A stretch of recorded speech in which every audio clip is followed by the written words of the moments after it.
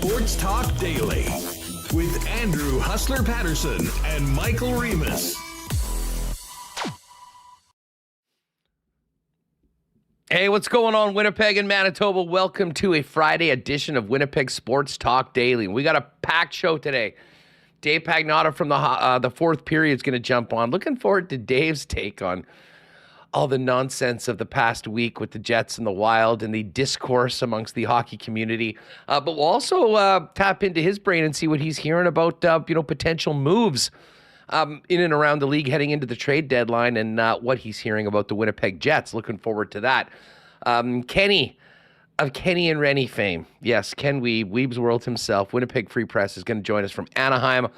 We'll talk a little bit about last night's win over the San Jose Sharks and get ready to get right back at it tonight as the Jets take on the Anaheim Ducks. Finishing off, well, not even finishing off, but continuing an incredibly busy week as part of 5 games in 7 days. Jets in Arizona on Sunday night. That's a 6 o'clock game time in Winnipeg. And obviously, there's a little bit of backstory to this Jets-Ducks game. Certainly not with the vitriol and insanity that is surrounded the Jets Wild. But I think we all remember Ryan Strome's knee is the reason that KFC has been out for the last just about month and was expected to be out 6 to 8 weeks. And what inspired one of our chatters to turn into the knee of KFC. So Jets-Ducks tonight, a game to talk about last night. And, man, more discourse in the hockey world. Elliot Friedman kind of chimed in today on 31 Thoughts on a little bit more on the Jets-Wild rivalry. And Michael Russo, Michael Russo, your favorite athletic writer, Winnipeg, also had a nice sit-down with Ryan Hartman, which we will get to coming up in just a minute. Welcome to everybody in chat. Great to see you all here. Man, this has been a huge week for us. We appreciate everyone jumping in. If you are new and haven't joined us, we're live every day at 1 p.m. here on Winnipeg Sports Talk YouTube channel. Subscribe to the podcast wherever you get your favorite pods. Just search Winnipeg Sports Talk. That's usually up and in your inbox around 3:30, just in time for the drive home from work if you're not able to join us on YouTube. But please hit that subscribe button and give us a thumbs up while you're at it. And if you're with us on YouTube, make sure to stick around towards the end of the program after 2:45. If you haven't been part of the marble race before, you will certainly want to be. Always a fun part of the game. I see USA has just opened the scoring at the World Junior Hockey Championship gold medal game. 1-0 USA. 3 minutes remaining in the first period. We'll be keeping our eyes on that as well. Hey, just before we bring in Reem and get the show going, a huge thanks to the sponsors that make the show happen every day. Coolbet Canada just finished up the lock shop with JBM. Dusty's back next week. We've got some great NFL exclusives for you cool bettors there. We'll hit that a little bit later on. Of course, our friends at Little Brown Jug, Aikens Lake Wilderness Lodge, the Winnipeg Jets, Boston Pizza, Royal Sports, F Apparel, Wallace & Wallace, Vita Health Fresh Market, Sport Manitoba, Canadian Club, Manitoba Battery, and Modern Man Barbershops. And we'll get to a why not question of the day for our friends over at Not Autocorp at Waverly and McGillivray. Michael Remis, what is up? How you doing? Yeah, a little tired after last night. It was a late one. Jets, Ducks, 9:30 local start. Worth staying up for, but I stayed up longer. Watched a little post-game action, Illegal Curve, and Kenny and Rennie. Looking forward to having Ken on because a lot of topics. And I was hoping starting Wednesday we'd be sticking to how well the Jets are playing. That they're have a chance to overtake first in the league if they win tonight, and the battle for the Central Division. And I got to give you props, as you called it also yesterday, that Dallas, Colorado was going to be a 3-point game in overtime. Guaranteed. And it was, but I mean, look at this. 52 points in 37 games. They're third in the league in points, and second in the league, tied for second with Boston in terms of points percentage. And if they win tonight against the Ducks, I'm sure they're big favorites here against a rebuilding Ducks team. They could be first in the league, which is wild. And Connor Hellebuyck named an all-star yesterday. Certainly had an all-star performance again for the Jets, allowing 3 or less for 26 straight now. And the power play scored. So lots to talk about. The line switched and then they switched back. So I'm sure we'll get to some other off ice topics, but on ice it's going really well for the Jets. Yeah, it was a great, it was real fun watching the game, especially seeing all the dads. By the way, that is a great hat. I love the generic hat from Little Brown Jug. Mm-hmm. Although when we came on and you came on, I was really disappointed that you had a hat on because I thought you were rocking the Pat Riley, Pat Riley look today. Pre-show shower, a slick back. No, I'm a hat guy. So although I feel like since I got glasses, like. I don't look as cool with a hat now. Kind of. I don't know. Oh, man. Well, anyways, I just had to mention that. I was hoping you were going to debut the new look today, but that'll have to wait for another moment. As I mentioned, World Juniors, 1-0 USA. We'll keep an eye on that throughout the afternoon. All right, well, listen, let's get to the game last night, first and foremost. I don't know about you. I had vibes of the last time these two teams played. I think the Jets came out far better than they did in that game. It was kind of a reversal where the Jets were a little slow in the game that they lost and then really brought it as the game continued on and just had a tough time getting it past Mackenzie Blackwood. I mean, the first 10 minutes, the Jets were living in the Shark zone. But they weren't able to score. And, when was it? Barabanov, I guess, hit that one-timer through Hellebuck and got up 1-0. You sort of thought, oh, geez. I mean, sooner or later the team's going to lose a game. This happens through the regular season. Would last night be the case? And it was the fourth line, once again, that just absolutely relentless. Game in and game out, making things happen. And there's Morgan Barron in front of the net, banging in a shot past Mackenzie Blackwood. To tie it up. And then I thought the Jets, really continued to push the pace. Although credit to the Sharks. I mean, they certainly didn't just whimper away. But the Jets were strong defensively. And when, it was much like Neil Pionk said, and when they did have a breakdown or they did give up a good chance, Connor Hellebuck was there to save the day. And he was so solid last night, making some big saves. And he's just absolutely feeling it right now. And as he should be. Named to the All-Star game yesterday as the Winnipeg Jets representative. And continuing to build on a Vezina caliber season so far.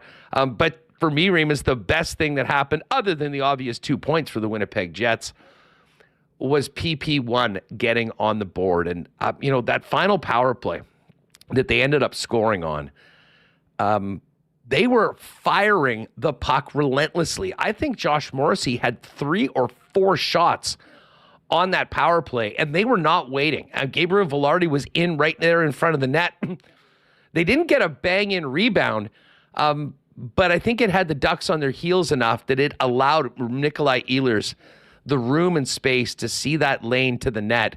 And there was Velarde just sitting backdoor with the tap in on the brilliant pass from Nikolai Ehlers. And that was all the Jets needed as they only gave up 1 goal, put another win in the win column, and move on to the Duck Pond tonight. Yeah, first of all, that fourth line, getting it going, you're in a tough spot, man. You're really outplaying them. You're having flashbacks. This Mackenzie Blackwood, what's he got on us? He can't beat us. I looked at his stats coming into the game. Someone was like, what's up with Blackwood? And coming in, it was in 6 games. His save percentage against the Jets was .915 compared to his career .903.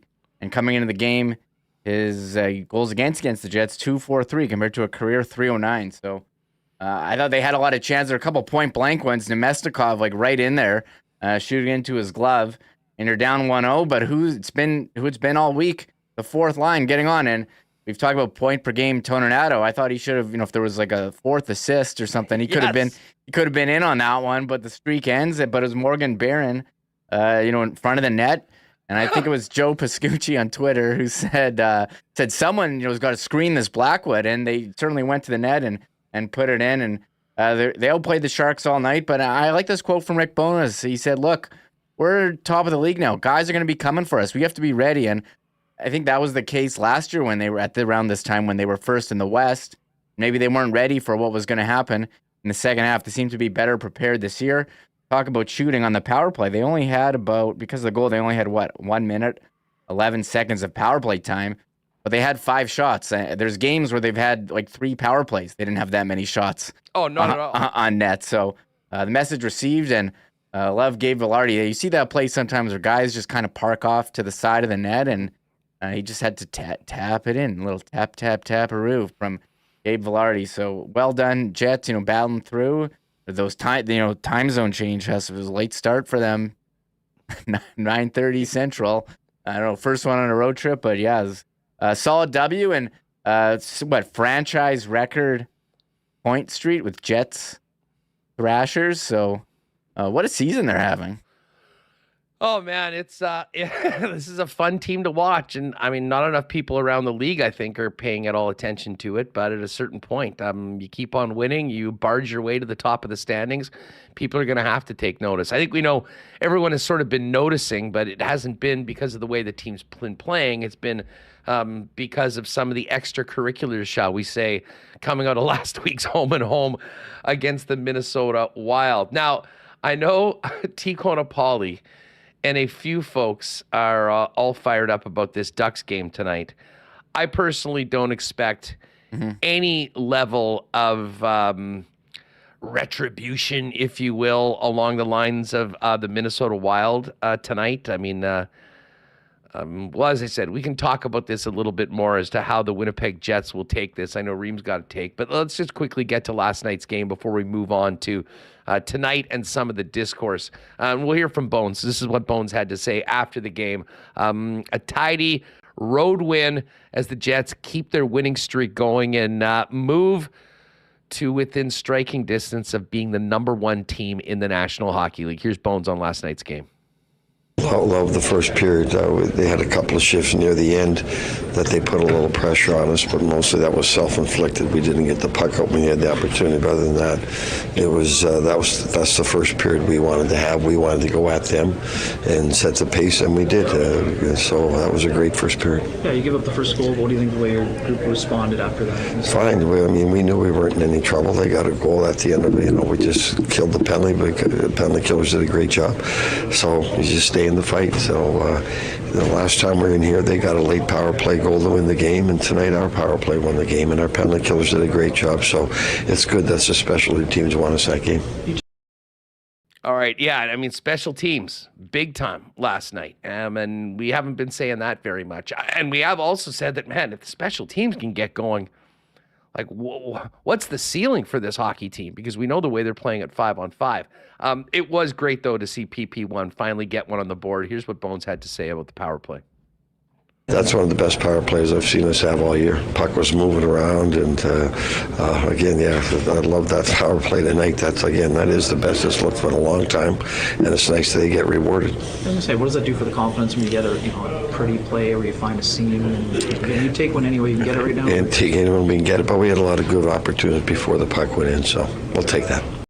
Yeah, Bones should be happy about that power play. I think certainly the fans watching the games were last night, and I mean, they were moving around the puck, the players were moving around Remis, and they were shooting it relentlessly off the stick of Josh Morrissey, and good things happen when you shoot the puck, and that's exactly what happened, and that ended up being the winner. But as we mentioned, the fourth line continues to make an impact night in and night out. They were the ones that got the Jets back in on even footing after falling down 1-0 early in the game, or in the second period, I guess. Here's what Bones had to say about how they grinded out that first goal from Morgan Barron. You get in these games, listen, we're going to get everyone's A game from here on out. We are. San Jose played really well tonight. They played hard. They didn't give us much. They're fast. They were hard to play against tonight. So, but that's what it's going to be like the rest of the year. We're going to get everyone's A game. You got to find a way to get greasy goals, and that first goal was an example of it. All right, so there's Bones.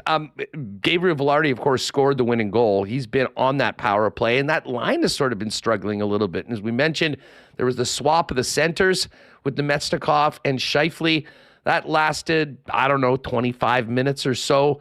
When the team was down 1-0, it was swapped back. Scheifele was with Vilardi and was with Ehlers, and of course, they were all in on that power play goal. Here's what Vilardi had to say about that power play getting the game-winning goal and how key that is moving forward.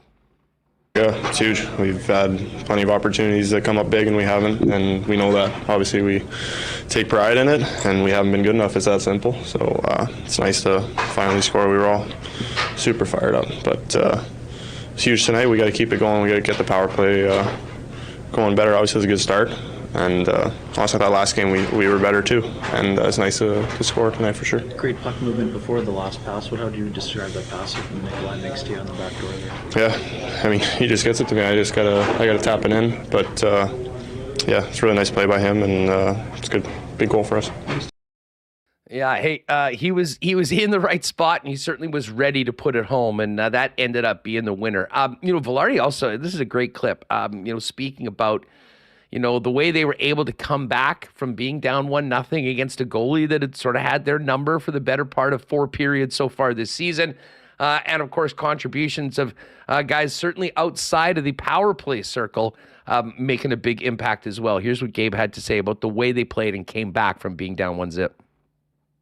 I mean, just keep playing. Yeah, obviously we're down, but doesn't mean much. We just got to keep going, and we talked about, fourth line gets a big goal. We're tied back in it, and then special teams battle, we win that finally. It's important. You got to win the special teams battle some nights, and that was a difference tonight. And I think we haven't been winning those battles, and obviously our depth and our 5-on-5 play has kind of made up for it. But at the end of the day, when the postseason comes around, your power play and your PK have to be good. And that being said, this is your 4th straight win, 10-game point streak. What's kind of the feeling right now with the group playing this well? It's fun. It's fun to play hockey. It's fun when you win. Obviously, anyone can say that.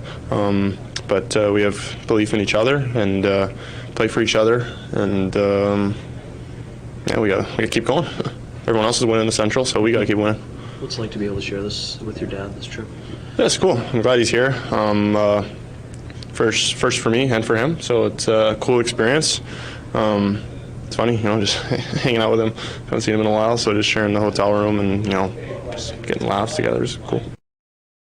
All right, so there's Gabe Vilardi. I thought a great little bit of business, speaking about where they are, the fun. And Remis, while we were listening to that, you said to me, some of the things that he was saying, if you were just listening to it in a vacuum and you didn't know who it was or the voice, a lot of the things that we're hearing from the Winnipeg Jets right now are kind of Bomber-esque, certainly over the last 4 years, of the expectations and how much fun it is to keep doing it and playing at such a high level consistently. Yeah, playing for each other, being a family, a lot of similar stuff from what you hear from the Bombers, who had a run of success here, and now here are the Jets going for a Central Division title and have a chance, as we said before, to top of the league, not just the West, the league in terms of points and points percentage here on January 5th. So got to feel good if you're a player for, like Gabe Vilardi coming here from LA, you're getting top line minutes. Nikolai Ehlers is feeding you tap-ins. Life's good for him.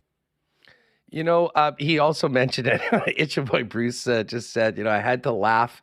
I had to laugh when he thinks about hanging with his dad. That kind of sent me. That was funny. And hey, it's a little bit of a different road trip. The dads are on the trip. We saw plenty of them last night on the tube. Really interesting at kind of identifying who's who by the jerseys that they're wearing.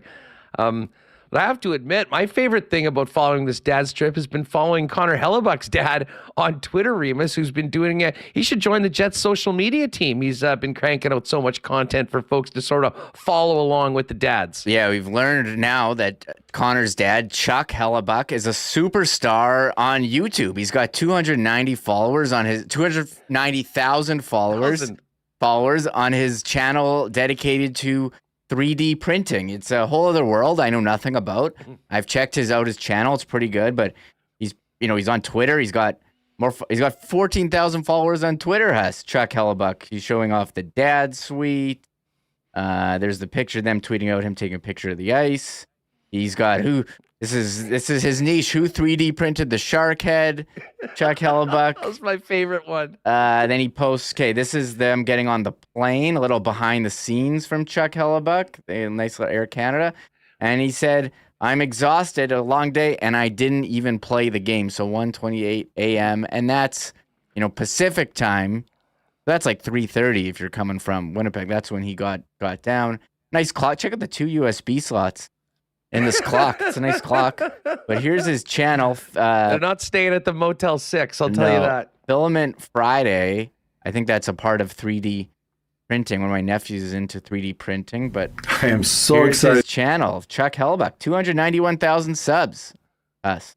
Hey, and I guess it's a little different Filament Friday for Chuck because he's on the road, so maybe there won't be an episode today. Anyways, check that out if you want it. All right, Pagnotta's coming up in a few minutes.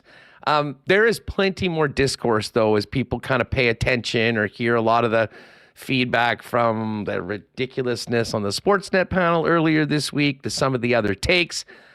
Elliot Friedman and Jeff Merrick talked about it today on 31 Thoughts. And obviously, Elliot, I think, is about as unbiased and trusted a source in the hockey world right now. And quite interested to hear, what he's hearing kind of behind the scenes about everything in the fallout from last weekend. Here's what Elliot had to say on today's 32 Thoughts about just how livid the Jets have been this week. I think the Jets were livid about the whole situation. I think they were mad that Hartman, who has a long rap sheet, didn't get a more of a suspension for it. Now, somebody did point out to me that's usually the kind of thing the NHL doesn't even fine for, but they did in this case, though that won't satisfy the Jets. They did point out to me that's more than the NHL usually does in this kind of a situation. But I think what they were really angry about is it was Perfetti. This is what I think it was all about. Why the Jets came forward, they made it known, they made it clear, is because it was Perfetti, a player who's battled injuries, a player they didn't think should have to pay any punishment, a young player. And they felt that because there had already been fights, one in the previous game and one in that game, that Perfetti didn't need to have this happen to him. All right, so there's Elliot on I guess the source of why the Jets had been so mad and frankly handled this maybe differently than they have in similar situations. Not that there's been many similar situations, but there has been a lot of BS with the Wild over the last few years, and this one sort of feels different. Here's a little bit more from Elliot on the Jets Wild situation. And, part of me wonders if there would have been this big a controversy from the Jets' perspective if it wasn't Perfetti, but we'll never know. What I do know is the Jets were really mad that he was the target. And I think on some level, this is the Jets going to the mat and saying, we want to show our players that we have their backs, that this was not right. And look, they won 2 games against Minnesota. They stood up for themselves physically. Like the Jets are getting a reputation as a bit of a mean team, which post Bufflin, I think they've kind of had some trouble getting back to. But I would not be surprised if deep down some of this was, we're going to show our guy that we're standing up for him. All right, so there's Elliot Friedman and from today's 32 Thoughts. You can check the entire thing wherever you get your favorite pods. I know most of you check out Elliot and Jeff Merrick, who do a great job of it. It's an interesting perspective of a guy that knows more than just about everybody, Reem, and I'm completely here for it. Taking a stand, standing up against some of the BS in the game, especially having a young player like Perfetti targeted. I understand why they felt the way they did. Especially with the history of Ryan Hartman. And I don't care if a bunch of people that, have platforms in the hockey world say that they're fine with it or they liked it or whatever. If it's Winnipeg versus everyone, so be it. That's the way it's going to happen when it comes to the Stanley Cup playoffs, when you want to beat everyone to get to the top of the mountain anyways. Yeah, I mean, good for the Jets for standing up for their guy. I think he's implying behind the scenes, maybe lobbying for a fine. Or some kind of discipline. Like enough, you can't have guys like Ryan Hartman, hitting players like Cole Perfetti in the face with their stick. Like, what is that? If you want to take them out, do it with a legal body check. There's there's room to do that in hockey, and it's been crazy to me this week having people go on national TV saying, "Yeah, like loving hitting a guy in the face with your stick." It's been kind of baffling, and since the Jets are playing the Ducks tonight, and last time they played each other, Ryan Strome injured Kyle Connor with a knee. I think it's only fair game that the Jets have to send a message to someone on Anaheim by hitting a player on Anaheim in the face with a stick. And Huss, I looked at the Anaheim roster, and like, should the Jets target the shortest player, Frank Vacciano, 5'11"? Should they target the lightest player, Troy Terry or Zegras, 185, or the youngest player in Mason McTavish? Because look, the Jets need to send a message that they're not going to get pushed around, and the only way you could send a message now is to hit a guy in the face, but you have to tell him politely that it's intentional and you're going to do it. So I've learned, I thought I knew about hockey, like how the game was played, but clearly I don't, and I've learned a lot this week. So it's been educational. I learned a lot. I fully expect the Jets to go and slash one of the Ducks in the face with their stick. I know you're being very tongue in cheek on that. And I am quite interested to see. Listen, this was a game that we kind of had circled on the calendar after what happened to Kyle Connor in the first place. But like in most situations, I think people moved on quite quickly, dealt with the situation. I do wonder how, and like it's almost magnified now because of everything that's happened with the Wild. I mean, if the Jets go running around like Hartman-esque, there'll be a lot of people talking about that as well. I'm not sure whether there'll be a fight. Now, Strome, by the way, is day-to-day. So I'm not even sure that he's for sure in the lineup tonight. And I'll be honest, if I was Strome, considering all of the discourse this week and he's day-to-day, might be a good time to take an extra day before returning to the lineup. But I'm not sure whether there'll be anything that, out of the ordinary tonight with the Winnipeg Jets, or they'll just go down business-like, try and beat the daylights out of these guys on the scoreboard. Certainly from what we've heard from plenty in the hockey world, it's all about retribution and anything goes. Anyone can be a target, as we've learned from the updated code this week in the NHL. Yeah, you have to send a message that they're not gonna take that. Doesn't matter how, if it was an accident or on purpose, someone has to pay the price. And it's going to be rookie Leo Carlson. I think he's the guy, Huss. But you're telling me I think he's out of the lineup with an injury. But so I don't know. I was ready to move on. Let's talk about how great the Jets are. But then Ryan Hartman made all these comments to Michael Russo, which that's Russo's job. He's got to get a reaction now. And Hartman kind of doubled down and said. He said he made a hard, clean hit on Ehlers after he had the puck. A hit that he got, conveniently leaving out that he got suspended for it. So, and as far as, and I've kind of blurred over to Jets, Ducks, we're kind of all over the place, and that's my own fault. But I think the Jets, look, that hit from Strome, I think it's unfortunate. I don't think it was malicious, like Ryan Strome. Has he ever hit anyone before? So I think they're just going to try to win the game and get the 2 points, and they've been able to manage this year without Kyle Connor, without Balharry injured, and they're not running around like morons sticking people in the face. Well, if they do go for the Minnesota Wild and Ryan Hartman book and target somebody, Seeds of Wonder has mentioned that Chuck Hellebuck can 3D print a new face for whoever the Jets target tonight. Good stuff. Good stuff there. Listen, Russo did talk earlier today on the Merrick Show, and we've got a little bit of that. We'll play that before Kenny comes on. We've got lots to talk to Wiebe about when he joins us, but we're going to talk to Dave Pagnotta, get his take on everything, and find out what's going on around the league.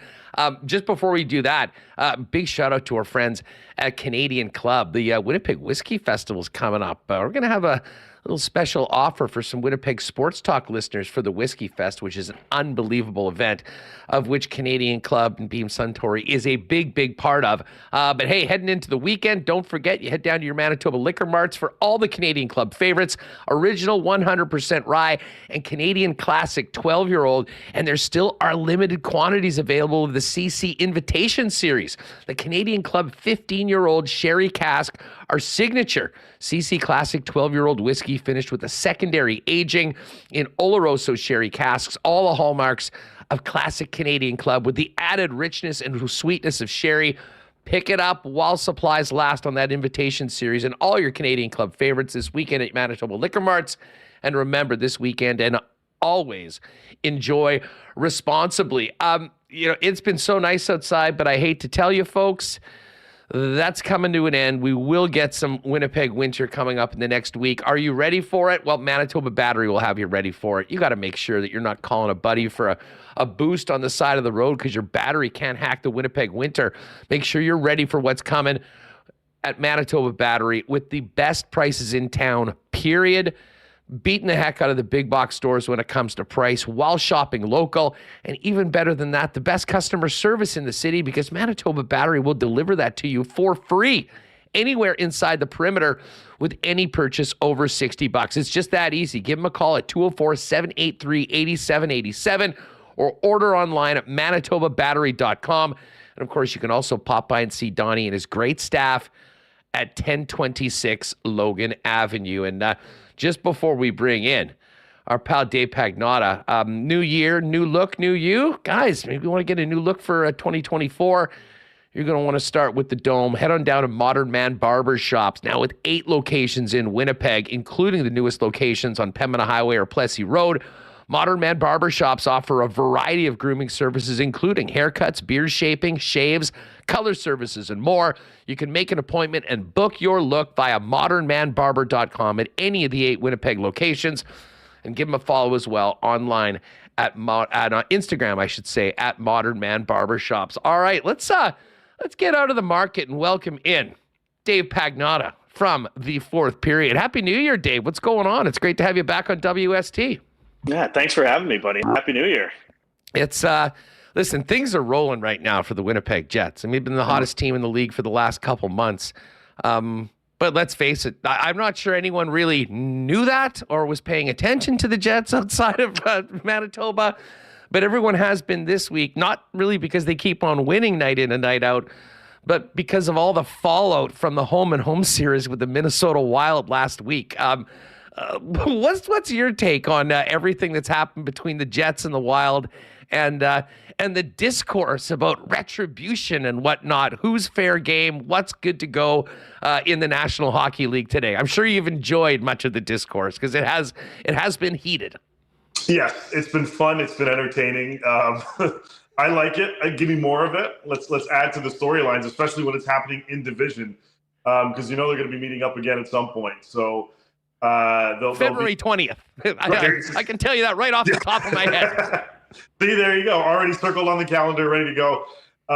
It just adds to the entertainment value of everything. Hartman says that, it's not what he said, and this, that, and the other. It doesn't matter. It's just adding to the storyline of everything. And if we can add these little subplots in there throughout the season, and maybe who knows what happens on Feb 20th, and maybe that kind of ignites some more different kinds of emotions that extends and maybe this grows into a stronger type of rivalry and whatnot. This could be the making of something good and long lasting, but I'm all for it. Bring on the added storylines, bring on the little chirping and the feistiness that can translate both on and off the ice. I'm all about it. Listen, pretty much every single person, myself included, thinks Ryan Hartman's a rat. The guy's been fined 7 times. He's now been suspended 3 times. Suspended earlier this season for slew-footing Athanasiou. Considering the circumstances, what he did to Cole Perfetti of all people, were you surprised that he just got off with a fine considering the rap sheet that he came into yet another call with George Parros? I'm out of the prediction business in terms of suspensions and fines and what makes sense and what doesn't, because honestly, I can't figure it out anymore. So I just let Paterson and his team this is what it is. All right, I'm just going to deal with it because some of them were head scratchers, some of them were questionable. Some things go missed, some things, whether they're taken into consideration or not, certainly look like they're not. So there's a variety of different things here, like the Zucker 3-game suspension. Well, the hit that Cousins laid on Zucker's teammate, I forgot who it was. That should have been kind of all taken into consideration as well. Cousins was engaged with Gabranson earlier on. Gabranson got the game suspension on it. So I don't know. When it comes to disciplinary action, I don't even. Honestly, I barely pay attention to it anymore. because I couldn't predict what's going to happen one way or another anymore. Well, you know what? I'm glad you brought that up because I was going to go there. Listen, I mean, I guess 3 games for Zucker, okay. But, you know, when we talk about, like, if we're doing our current NHL rat power poll, Hartman will be up there. Nick Cousins will be up there as well. He's not gaining a lot of fans amongst other NHL teams. And I mean, this is a pattern that's happened throughout the year. And listen, we know Paul Maurice very well here in Winnipeg. He's a guy that loves to have his teams play right on the edge, and often they go over. But Cousins in particular is a guy that's getting a big time rep around the league. And considering Zucker, I mean, and we're talking like Zucker's not in the category of a Cousins or a Hartman. Right. For him to get 3 games and nothing to Cousins, I think that was the head scratcher for a lot of people. And certainly I think from a Coyotes perspective, they have a definite justifiable beef with the way things were handled. Because if you're going to get their guy for the retaliation, and completely ignore a guy leaving his feet to hit a guy in the head on his knees. Again, back to your point, who the hell knows? Yeah, well, exactly. Like, and this is what, the second time in less than a month that Cousins has been engaged in this. I mentioned the Gabranson thing earlier. Like, when he hit Gabranson into the boards earlier on in that game against Columbus, that's what led to Gabranson going off on him later on in the game. And then Gabranson only got 1 game for what I thought would have been, honestly, more dangerous than what Jason Zucker did to Cousins the other night. So again, I don't get it. I don't know where the decision process is and how that's all being taken into account. But you're right with respect to Cousins. And look, maybe Maurice and the staff have the exact definition of where that line is, and what it looks like and how much they can dip their toe right over it, because Cousins got away with now 2 different instances where he's got nothing and it's resulted in a suspension on the other side. And then even if you're taking in the Gabranson 1-gamer versus the Zucker 3-gamer, again, I thought Gabranson's, what he did jumping Cousins later on in the game was worse than Zucker's hit from behind into the boards on Cousins. So I figured, okay, look, if Cousins gets nothing or a fine, let's say, 1 game for Zucker. And then again, I'm wrong. So I just, whatever at this point. Yeah, the Daily, I don't know whether they just spin a wheel or what, but it's very hard to figure out. You know, one of the things that you are known for is keeping your ear to the ground around the National Hockey League when it comes to potential player moves. I know you guys have been at the 4th period talking a lot about a lot of potential trade targets. Yep. You know, before we focus in on the Jets and some of the players that, you know, they may or may not be in on, how would you, like, now we're past the new year, the player freeze and all that. We're less than 2 months, I guess, out from the trade deadline. How do you see the market right now? And, you know, a lot of times teams wait right till the last minute. Are you getting the sense that there might be some activity earlier? Or is this going to be a lot of jockeying amongst teams, seeing where they're at in a month or so, and then really getting down to brass tacks when talking to GMs about that may potentially be sellers? Those teams, and I'll throw Washington and Pittsburgh in that mix. Those are the middle of the pack teams where they're fighting for 3rd spot in their division, or they're fighting for a wild card position, and it could go either way at this point. So when we get about a month from now, when we get after All-Star break, and those teams will have a better idea as to where they're positioned and how realistically they feel they can be in terms of competing for a playoff spot. I think teams like that, like the Caps, like the Penguins, that would like to add, they're going to wait to see if, you know, it kind of makes sense for them to really do that. Some of the other teams in there, you know, yes, they'd like to add, and I think some of these other, like New Jersey, kind of in that mix right now in terms of middle of the pack, but they feel that there's enough there for them to be legitimate playoff contenders, which is why not only have they been looking at goaltending, but also defense. I think they're one of the teams that have kind of escalated those trade discussions. Now, look, there are teams that would love to get ahead of everybody else and make impact additions sooner than later, but we all know everybody likes to work with a deadline. It makes things a little easier. So, look, as I said, would Jersey love to make an addition? For example, Noah Hannafin. We know there's interest. We know they've had discussions with Calgary. Would they pull a deal off tomorrow if it made sense for them? Absolutely.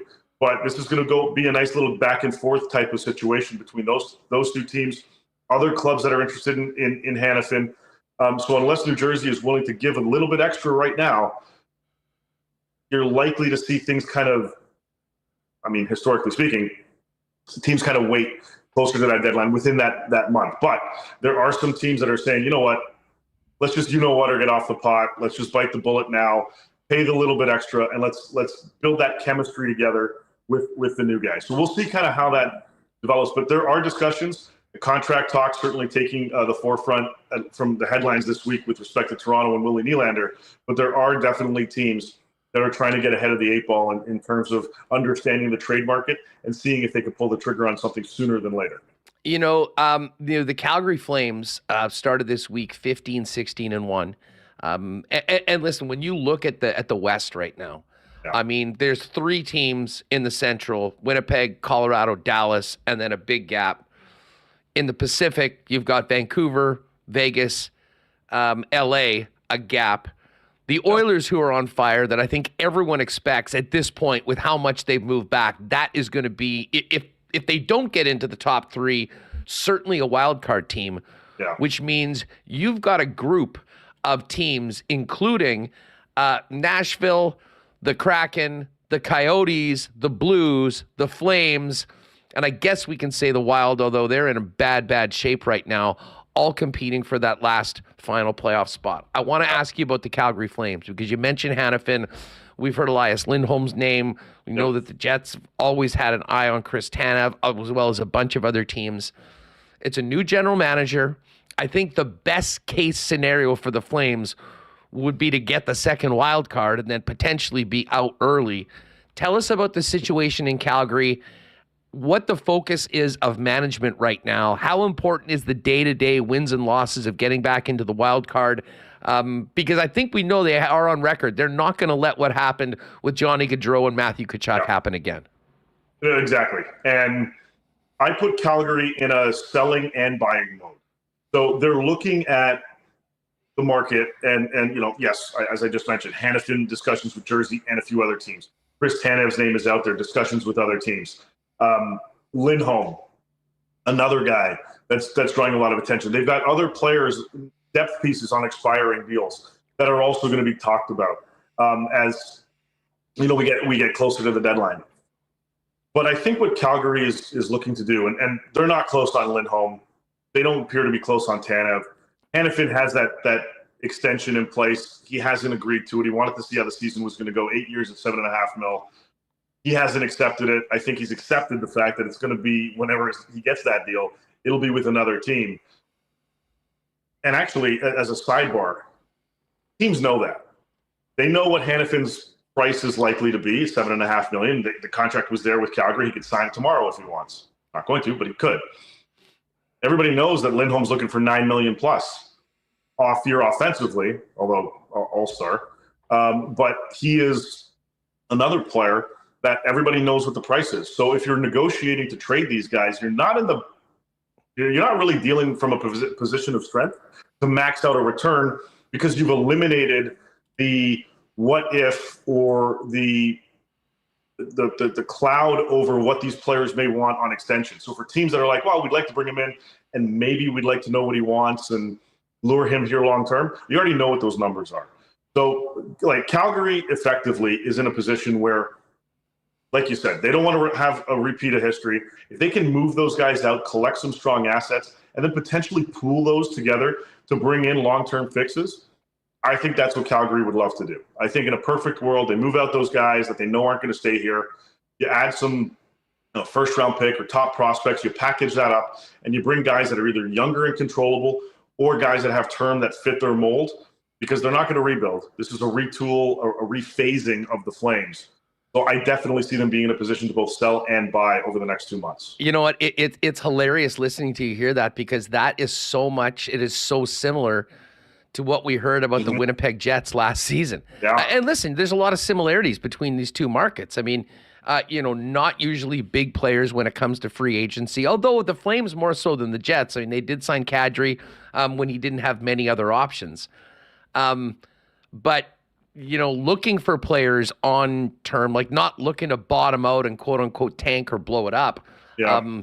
But move these assets in and have some players that have some term, much like, Chevy did last year, getting Niederreiter, who come in, who's been such a great fit, and then extending him into the next season with it. As far as the Jets go, I mean, they're in Anaheim tonight. If they continue this role and beat the Ducks, they will wake up tomorrow as the number one team in the National Hockey League. I mean, we've gone from thinking, the Jets could be a playoff team to this team has proven night in and night out that it is a legitimate contender that can play with anybody in the league. At the beginning of the season, the narrative around the club, Dave, was the forwards are really deep. You got arguably the best goaltending tandem in the National Hockey League, but the blue line was a real area of concern. And, partly because of how well the players have bought into Rick Bowness's defensive system, the defense has been really solid all year long. I still think that, adding a big fish, a guy on the right side in the top four would be something that they would consider and like to do. I'm not sure, though, that the bigger need or the bigger want might be top six center to come in and play with the Winnipeg Jets. What are you hearing about what the wants are? And I know you mentioned a few players that we sort of touched on specifically from Calgary that you've heard the Jets have had interest in. Yeah, and you mentioned Tanev as a potential target for Winnipeg, and they've checked in. I mentioned him earlier. We talked about him. I was waiting for this part. Look, Elias Lindholm is going to be a guy that is going to draw a lot of interest, has already, and my understanding is he's on Winnipeg's radar. Final year of his contract. We know the number already in terms of long term, so that's going to be part of the process. He's not re-signing here. Like, I think the Jets are in a position where they could justifiably say, this is a rental for us. Yep. But he makes us, puts us in a position that we believe we've got a roster that can win a Stanley Cup. And to be honest, with McGroarty coming up and Brad Lambert in the minors, I mean, they will have some young players on ELCs coming in to supplement the rest. So, I mean, I kind of agree. That's completely on the table. The asking prices, is going to be a big issue, though. But, I mean, Lindholm, as a player with what he's done, his two-way game, it kind of seems like it would be a beautiful fit with Winnipeg. Without question. You're getting a 1-2 punch of Scheifele and him going into the postseason, especially going up against, in that division, presumably Colorado or Dallas, either in the first round or afterwards in the second, maybe both. If you can stabilize that center position even further, I think you're bang on. I think that's exactly what they would like to do. And Lindholm is going to be one of their targets. Certainly. It's going to cost. And we know that typically, Chevy doesn't want to cough up too much with respect to the rental market. But given this team's window and the belief internally, and of course, as you mentioned, with some of the guys coming up later on, that this might be a perfect opportunity to pounce this season and chase that Stanley Cup championship. And if you can add in, you have to figure out if the juice is worth the squeeze, right?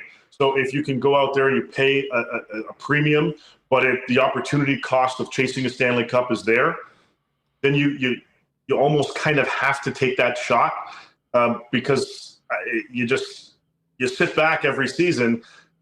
It's gonna be the same old kind of story. If you can reinforce your roster, and it's going to cost a first-round pick and a top prospect or equivalent asset at least to get Elias Lindholm on your team, whether it's Winnipeg or somewhere else.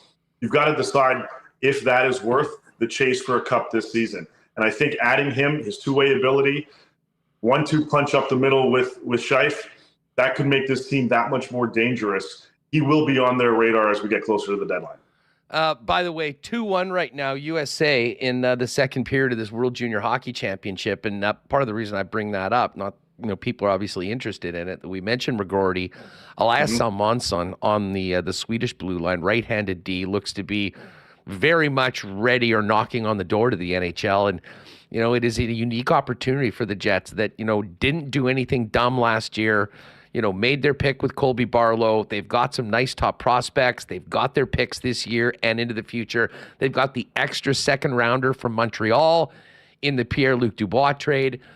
Chevy certainly does have some bullets in his gun. It'll be very interesting to see when it might be fired. Before we go, fill people in on what you and DB and the fellas have cooking up at the fourth period right now as we get into closer to the All-Star break, and then of course the busiest time of year for you all insiders, the deadline. Yeah, the next 2 months they're going to fly by pretty quickly, but they're going to be fun. Certainly, we've got our trade watch list now up on the fourth period. Looking at right now the first 25 names that are in play going into the deadline. We'll add to that certainly as the weeks progress, and any of the teams that we hear or reportedly interested in these players, we kind of add to that. So that list is up now. We'll kind of focus on that as we go. We're bringing back a lot of our different type of content and coverage, video coverage from a number of different All-Star Weekend and the playoff chases and all that stuff. So we'll be kind of adding that to the mix as well. And just keeping tabs on everything, kind of around the league. We've got that. We've got, of course, the Hot Stove, Dennis Bernstein, myself, and Ryan Payton on SiriusXM NHL Network Radio on Saturdays. So, like I said, the next 2 months, they're going to go by quick, and it's going to be a lot to take in, I think, for all of us. Well, I always love jumping on with you guys on Saturday mornings, and I think I did, maybe 3 weeks ago or so. Hey, Jets should be back up at the top of that list. Who knows? You might be doing a show tomorrow that has the Jets as the number one team in the league. We'll see what happens tonight, but we'll definitely look forward to chopping it up. You got my number, Dave. Hey, have a great one. Say hi to the fellas. Have a great show tomorrow on SiriusXM NHL Radio, and we'll look forward to catching up soon. Thanks for doing this. Absolutely, buddy. Thank you. Good stuff. There is Dave Pagnotta. Give him a follow, and of course, you should be checking out all the work that he and the fellas have coming up at the fourthperiod.com. All right, Kenny Wiebe's going to join us from Anaheim in just a couple of minutes. Let me give a big shout out to our friends at Vita Health Fresh Market. Hey, new year, new you, folks. If you're looking to live a little healthier in 2024, Vita Health is a great spot to start for great prices on natural and organic supplements, beauty products, and groceries. And of course, Winnipeg's largest selection of local products too. When you're thinking about supplements to help you be at your best and your peak, check out Prairie Naturals, Canada's #1 line of men's health supplements, available at all 6 Vita Healths, as well as online at myvita.ca, helping males address the challenges with prostate health, andropause, low libido, testosterone, stress, male energy, and performance. And you'll pick them up at Vita Health, empowering people to lead healthy lives.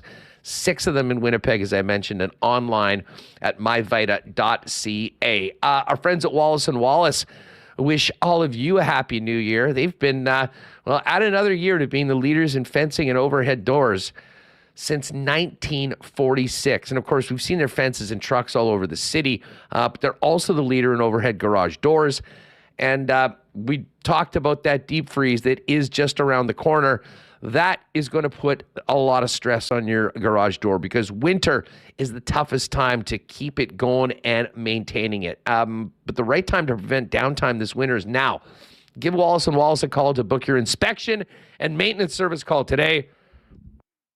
For a residential and commercial overhead door sales and service, there's only one name or two you need to know, and that is Wallace & Wallace. And hey, speaking of looking good, the gang at F Apparel had a crazy end to 2023 with their massive Boxing Day sale. But moving into 2024, guys, if you're looking into your closet and realize that you need to up your menswear game, there's only one place to start, and that is 190 Smith Street downtown at F Apparel. Custom suits beginning at $400, made to fit. And you look great along with chinos, golf pants, custom shirts, both tucked and untucked styles, and the biggest and best selection of menswear accessories in the city. And hey, if you're in a wedding or having a wedding at some point in 2024, make sure to talk to Andrew, Alex, and the great staff there about a 15% discount when you and the fellas in the wedding party get your suits at F Apparel. Again, 190 Smith Street. Check them out online and make an appointment at F. That's EPHapparel.com. All right, Kenny's going to join us in a couple minutes. I know this is going to come up. So Michael Russo, as many of you have seen, had an An interesting interview with Ryan Hartman today. Amongst the highlights, talking about taking Nikolai Ehlers out with a, quote, clean check, one that he, of course, did get suspended for. We've got a couple clips from Russo's appearance on Merrick earlier today. We'll just start with the first one. Here's Russo on the process of interviewing Ryan Hartman. After Perfetti said that Ryan Hartman admitted it, the next job there is to finally get somebody in front of Hartman to talk to him. And, Hartman was not available until last night. I requested him, and that was his response. The first question I wanted to know was, did you say that? And that's where he came out with the quote that he claims to have said that I'm not. What was it? I'm not going to say it wasn't on purpose. The Wild PR guy, Aaron Sickman, was right next to him during the interview. The Jets sent the video of this clip to the Wild, asking permission if they could use it. Both the Wild and the NHLPA said no. But Aaron Sickman said that's exactly what Ryan Hartman said, at least on the clip that the Jets sent. Now, I don't know if there's other video throughout the game that that basically... there's other things said. Who knows with Ryan, but that at least is what has been confirmed to me that was said. All right, so there's Russo on the conversation with Hartman. By the way, Rucker McGroarty just blew up one of the Swedes in that game, World Junior game. It's still 3-1 right now. And I guess they're discussing the IIHF officials if he hit the guy too hard. So they're having a little conversation. We'll keep you up to date on that. Here's a little bit more on Russo. And I mean, listen, this all stems from the anger within the Wild that Kaprizov's out of the lineup. Here's what he had to say about that. This is a heated rivalry. Obviously, there's when you're a Minnesota Wild fan, a Minnesota Wild player, and a Minnesota Wild staffer, you're not going to be happy when, Kaprizov is knocked out of your lineup again. And then you add the further stress of the fact that everybody's heard that this team had won 11 of 14 under John. Now they've lost 4 in a row, and they've just got a laundry list of injuries. But they still are, feel, and this has been a longstanding narrative here in Minnesota, is that this league does not protect stars like Kaprizov or Kaprizov specifically. This is not just the first time. It's not just a Winnipeg situation. They feel that he doesn't get the respect from the officials. I don't think this was a suspendable act. I don't even think it's necessarily a fine, but it should have been a 2-minute minor. But regardless, if it's a 2-minute minor, Kaprizov is still out with the broken ribs right now. So, who knows where this goes, but obviously, as you've been tweeting the last couple of days, February 20th is going to be must-see TV. That is for sure. And it was funny. I was out watching the game last night, and shout out to Scott and Hugh and some of the guys that came by, and they said, they were listening to the show yesterday, and they did not wait. They went and got tickets for that February 20th game against the Wild. And there's a great homestand beginning on Tuesday, which we'll get to shortly. But yes, I do believe sales are brisk right now for February 20th. So WSTers, if you want to be in the building for that one, the next matchup between Minnesota and Winnipeg, I would suggest you get your tickets sooner as opposed to later. Here's one more from Russo. And again, we'll chop this up with Kenny in a minute when he joins us. Here's Russo on the Jets-Wild rivalry. It's nasty on the ice. It's become nasty off the ice with the fan bases. Frankly, with a couple of the beat writers, and obviously on the ice. I mean, there have been so many incidents. Dustin Byfuglien body slamming Michael Granlund, Zach Bogosian concussing Mark Bouchard, Marcus Foligno's Superman punch on Brendan Dillon, Foligno winding up on the bench against Winnipeg and with Lowry, Foligno kneeing Lowry in the head. I mean, there's just been, it's every game it's something. And the last couple is obviously have led to, the Hartman incident with Nikolai Ehlers, and then obviously the 2 Kaprizov incidents. So it's definitely let's put it this way, the fire's not going out anytime soon. We'll see what happens February 20th, especially if the Wild continue to lose and where they are in the standings. Who knows? Yeah, well, the Wild, who had hopes of climbing to within 4 points of the Winnipeg Jets last weekend, are 16 back of Winnipeg as we go into action tonight. And, of course, the Jets playing another game tonight can actually make that 18 and be ahead of every other one of the 31 teams in the NHL if they can get that win. And I'm sure that that will be the case. Remo, you mentioned that article, and, we're going to talk about a bunch of the angles and layers of this coming up with Ken in just a second. It wasn't quite the level of his tweet yesterday, but I had to chuckle, as I'm sure most Jet fans did, as the description of the hit on Ehlers as a clean hit, one that most people didn't agree with, and certainly NHL player safety didn't. Yeah, a couple things came out from that article. I don't want to read the whole thing because it's under paywall at The Athletic, but the first thing Russo said was about the quote Perfetti saying, he told him he was going to do it. Hartman responds, "So I didn't tell him, hey, I did that on purpose. He kept coming up to me, and I finally said, I'm not going to say it wasn't on purpose. That was the extent of it." And about the Ehlers suspension. Oh, yeah, here was the comment about that play. "I'm trying to be better on draws," he said, of the faceoff where his stick struck Perfetti. "The kid comes in with his head really low, and I'm trying to be hard on the puck and hard on him. You can take that any way you want." And I do wonder if he was picking on Perfetti, and if he would have done the same thing to Nemestikov, who had just been thrown out of the draw right before that. He talked about the Ehlers suspension. On my Ehlers suspension, Ehlers runs, Kirill behind the net, runs, doing a lot of work there. So I make a hard, clean hit on Ehlers after I have the puck. And obviously with this play, how it happened, I'm not sorry he got hit in the face. It happens on faceoffs. Okay, so he's going back to the Perfetti. As far as what I said, that I'm not going to say it wasn't on purpose. If I can say something to get them fired up and get them to retaliate, I'm not going to apologize to the kid or say it was an accident. I'm going to try to fire them up. So Hartman playing the heel here in the article with Michael Russo. Yeah. So anyways, that's all there for you at The Athletic. If you're so inclined. Look at this backdrop. Let's get Kenny in here. Wiebe's World has just finished up practicing on the putting green and has put the putter down for a few minutes to join us from beautiful Anaheim, California. Wiebe, what's up?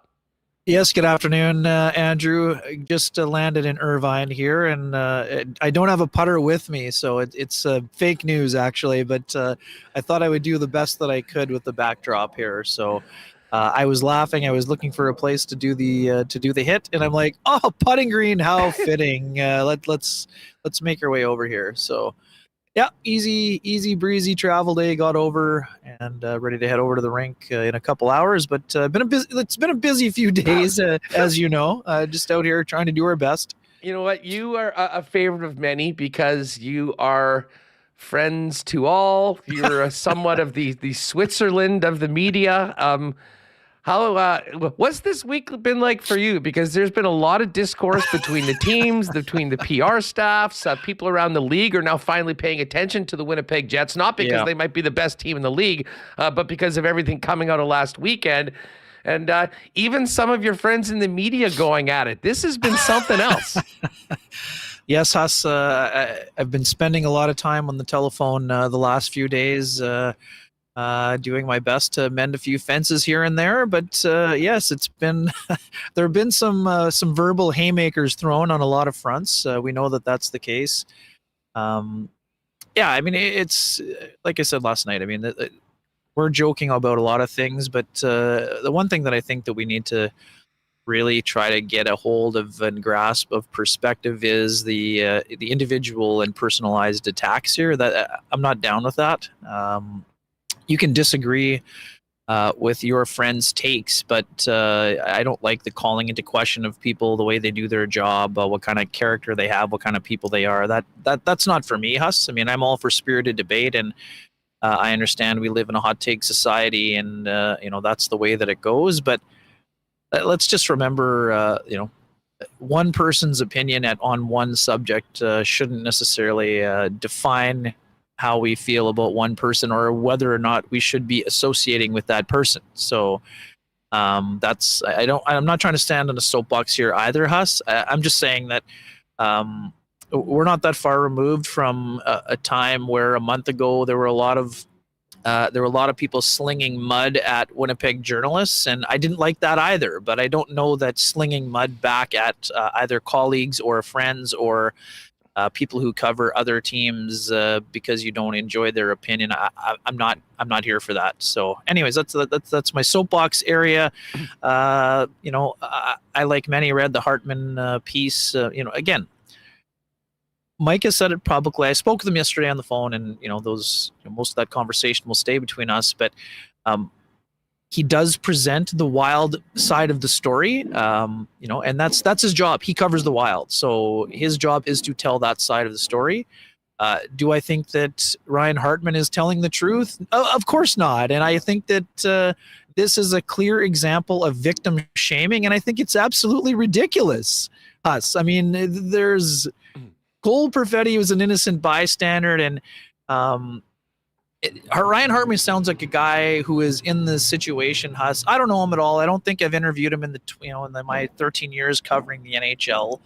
But this is what I know. What I know is that usually he sounds like a person in an abusive relationship who's trying to make himself feel better about what's transpired. And again, I'm not making light of abusive relationships, but this is basically how he's acting. And then trying to turn the focus on the victim by saying, oh, hey, man, you shouldn't leave what's said on the ice on the ice. Are you kidding me? And the part about the face-off, like, come on, Huss. Like, this is next level stuff here. The puck was not in the vicinity when Ryan Hartman was not trying to win that face-off. The puck was nowhere near him when the time he swung his stick at Cole Perfetti. I don't care how low he got trying to win the draw. There was only one thing on his mind. And my biggest issue for this, Huss, is that Ryan Hartman is hiding. He knows he's happy to share his thoughts and opinions because they can't be verified. It's already been, ruled that the tape can't be released. So of course he's going to share his opinion and say that Perfetti baited him. And hey, I get it. Often that the truth is sometimes somewhere in the middle, but like let's look at the film here. Cole Perfetti doesn't exactly have a reputation as someone who's trying to make himself look better after checks notes, getting stuck in the face for stitches. Like, come on now. What are we even talking about? This is serious wake up territory. Listen, there's been so many wake up moments, and you know what? I'll preface this by saying, I mean, I think we'd all agree that Michael Russo's had an incredible career covering the National Hockey League. He's been one of the more respected writers covering the league. He's obviously focused in on the Wild, but talks about the entire National Hockey League there.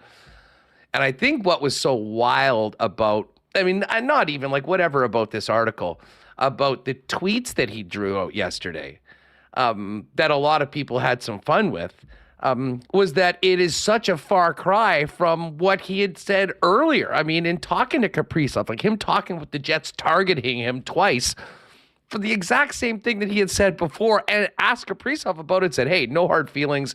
That was just an awkward fall. It wasn't targeting, and how that sort of as more nonsense has continued on, that narrative has changed from that. But let me ask you, because you and Rennie are going to do a pop-up today with three of the most unpopular people amongst the Winnipeg fan base. First of all, what time is it? Because Rennie has tweeted out and said he had no idea what time the thing was last night on the show. So can you clarify that? And then are you guys going to be coming locked and loaded, or is this going to be a mediation session to calm the waters amongst all parties involved, including your chat? Yeah, Huss, it's not an intervention, and Sean and I have spoken at length this today, but he's got a 3-legged trip home, and I apologize to say that I'm pretty sure 5:30, but I don't actually have the clarification here. I wanted to have that nailed down But I had a friendly flight attendant give me the look that it was time to turn my phone off during the last conversation, and after I landed, it went straight to voicemail of Sean's here, so I believe he is in the air. So we'll do our best to get the clarification on the old X machine here, but. Yeah, I mean, in terms of how it's going to go today, I think that we have some people who would like to maybe clarify a few things or provide a little bit of context. So, we have a platform that can help in that case. But yeah, I mean, I understand it has the potential to, let's just say that the temperature could be rising a little bit here, but we're going to do our best to have a spirited but healthy debate, and hopefully that healthiness doesn't include a lot of personal attacks on people who will be on the screen there. But again, I'm not telling people how they should feel, but I am asking them for a little bit of politeness in an area. Decorum. We need some decorum in these chats right now. So we like to pride ourselves, and I know you do the same, as providing a safe space. So if you're mad at something or somebody or some tweet, I understand that. I'm not telling you not to be passionate. I'm not telling you not to be upset about something you don't agree with. I'm just asking you to not have a personal attack or thing of that nature. But anyways, it's to me, it's quite sad, Huss, that we're talking about something that was. I'm not going to call it a nothing burger because I understand Kaprizov was hurt, and Kaprizov is, an excellent hockey player, and the game is better when Kaprizov is playing. But I think that the narrative has gotten skewed here a little bit, and and we should be talking about the run that the Jets are on, and the team, like David Quinn telling Sheng Peng yesterday that he sees the Jets as a legitimate Stanley Cup contender, and I'm here to tell you that we understand that there are times when coaches want to prop up their opponent. John Cooper has done this over the years at times on a big stage. But John Cooper the other day was complimentary to the Jets because he believes it. David Quinn has no reason to be praising the Jets. They play one more time this year. They are not rivals. He's not blowing smoke for the Winnipeg Jets. He was asked a question about them and volunteered that he thinks they will be competing for the Stanley Cup, and praised basically every element of their hockey team. Now, of course, the Jets still have things to improve on as they hit game 38, but I think I don't think that's right that we're getting into this he said,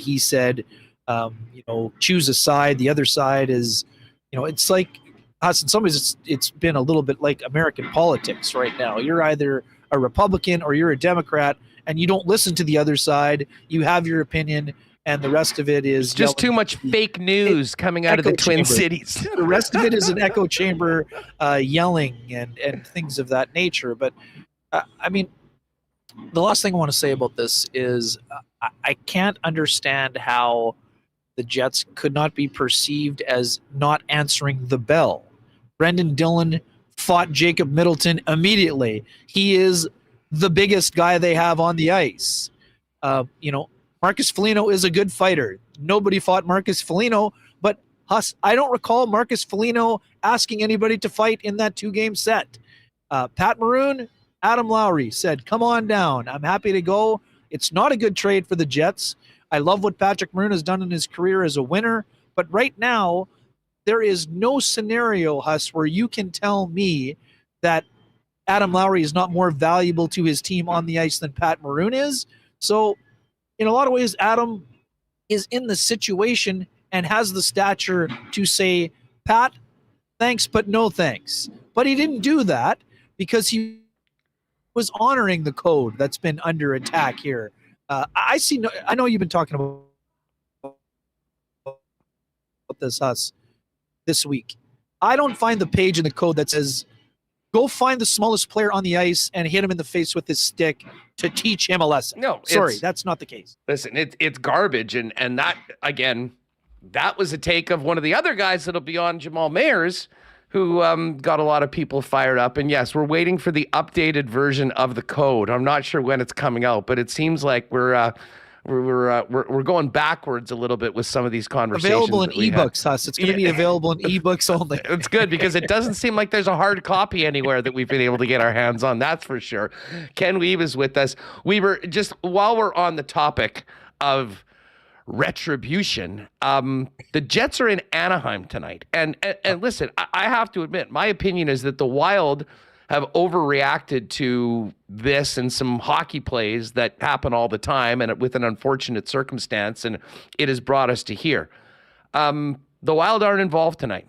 We've heard all sorts of takes on what you have to do when a star player is taken out. Well, the Jets just happen to be playing the Anaheim Ducks, and Kyle Connor is not with the team right now because he's recovering on a 6 to 8 week timeline because of a knee from Ryan Strome that certainly a lot of people didn't like. What do you expect tonight? I mean, are the Jets going to be all business as they normally are, or are we entering a new phase for this team coming out of what's happened with Minnesota, and things could get silly? I'll be honest, I don't expect much to go on tonight. But what do you think? Yeah, Huss, I mean, we did talk last week. We wondered if Ryan Hartman would have a target on him before this incident even happened, leading back to the Ehlers hit, which I'm still having a little bit of trouble with the justification from Hartman as to why that occurred. But hey, that's just me. First and foremost, Ryan Strome is a game-time decision. Coming back from injury, he was involved, from what I understand and gather from the Twitter machine, that he was part of an optional skate with the Anaheim Ducks this morning and will be a game-time decision. Do I think he has to answer for what happened?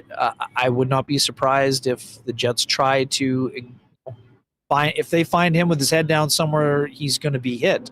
Do I think someone's going to challenge him to a fight on the first shift?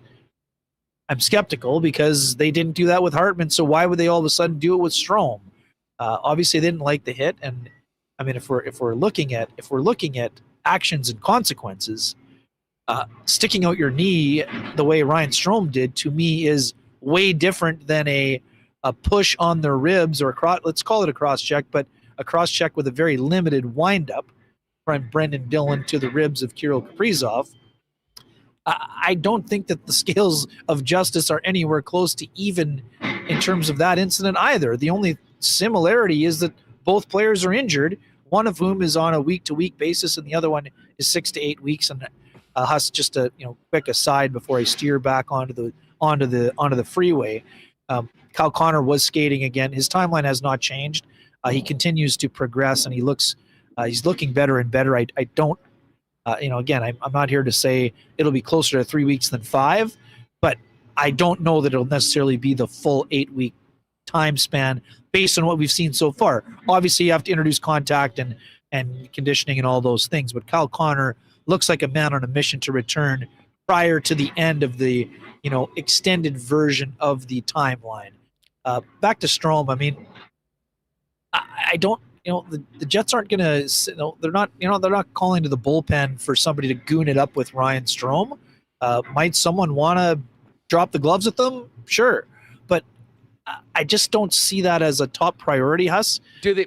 Maybe as we know how things work now, maybe they go for somebody else. You know what? Ask Mayers today. You guys are going to have like 3 hours before the game. Ask Mayers whether they should go for the youngest guy, the lightest guy, maybe the smallest guy, and how they go about it, whether a stick to the face is appropriate or maybe some other means of retribution. And obviously, I'm saying that very tongue-in-cheek. I know you are. But yeah, I mean, there's not really a lot of heat, Huss, between these two teams, the way there is with the Wild, where the expectation is the temperature is going to be high and the intensity levels will be high and the hitting will be hard.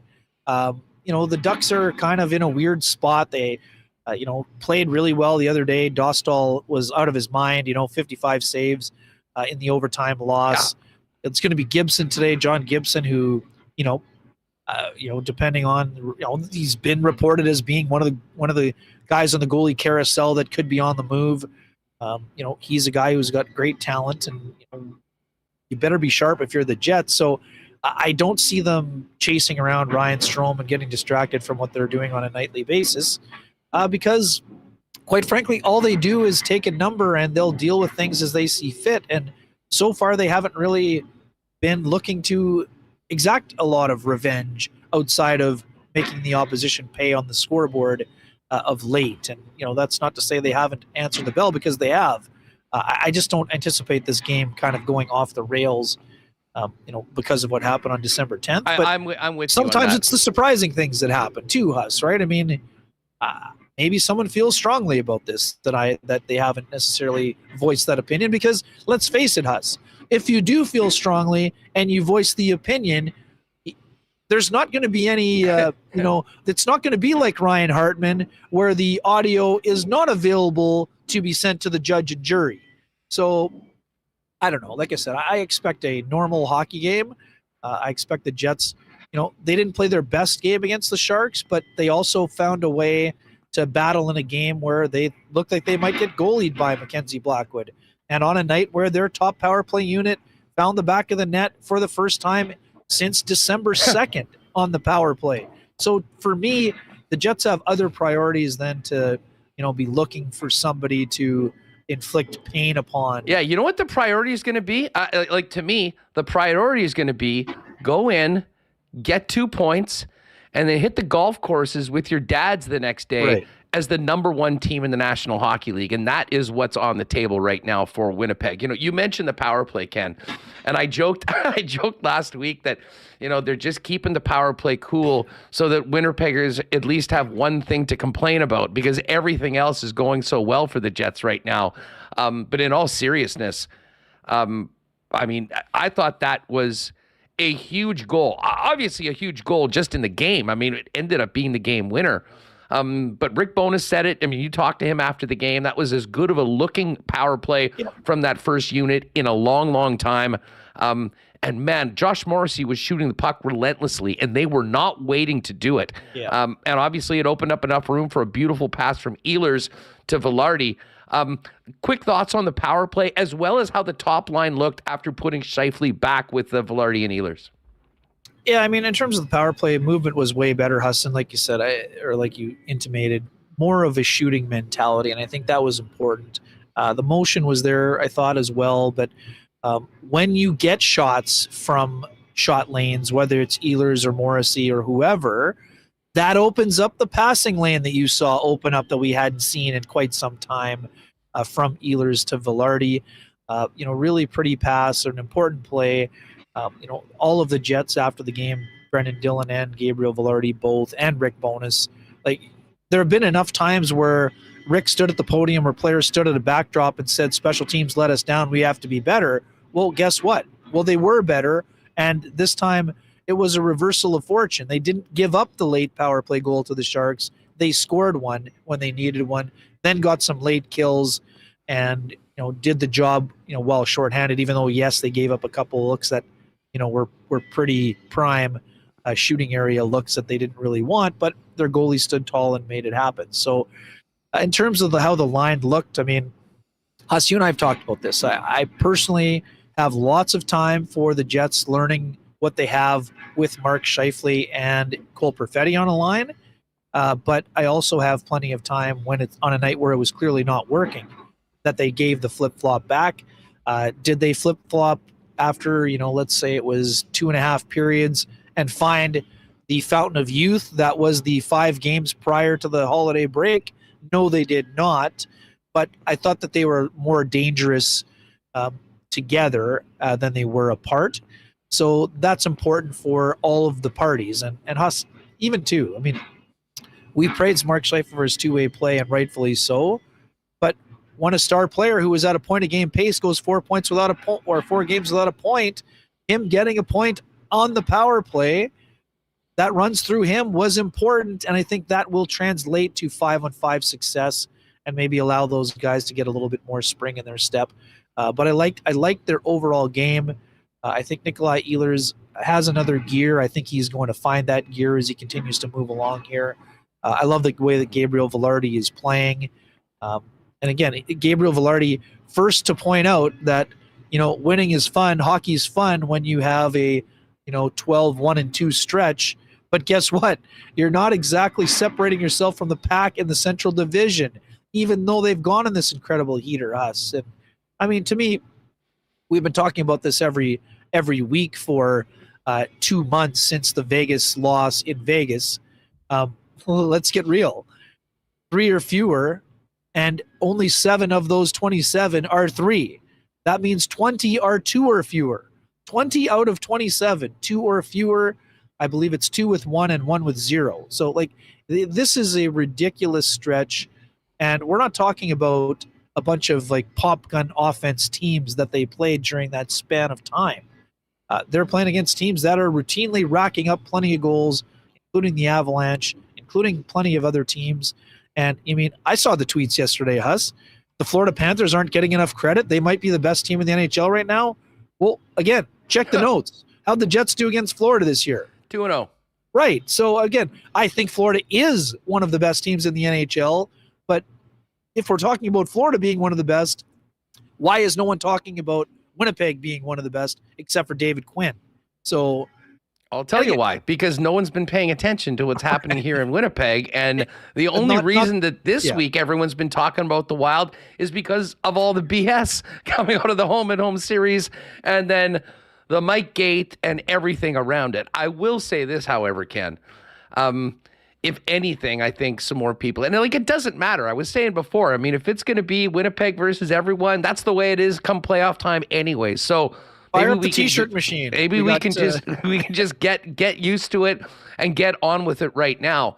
That being said, I got a quick idea. You and Rennie get together on a 2-for-1 deal with the take a shot when I say snake charmer, and you get the Winnipeg versus everybody. We'll get a discount on the dual T-shirt sales and have some fun with it.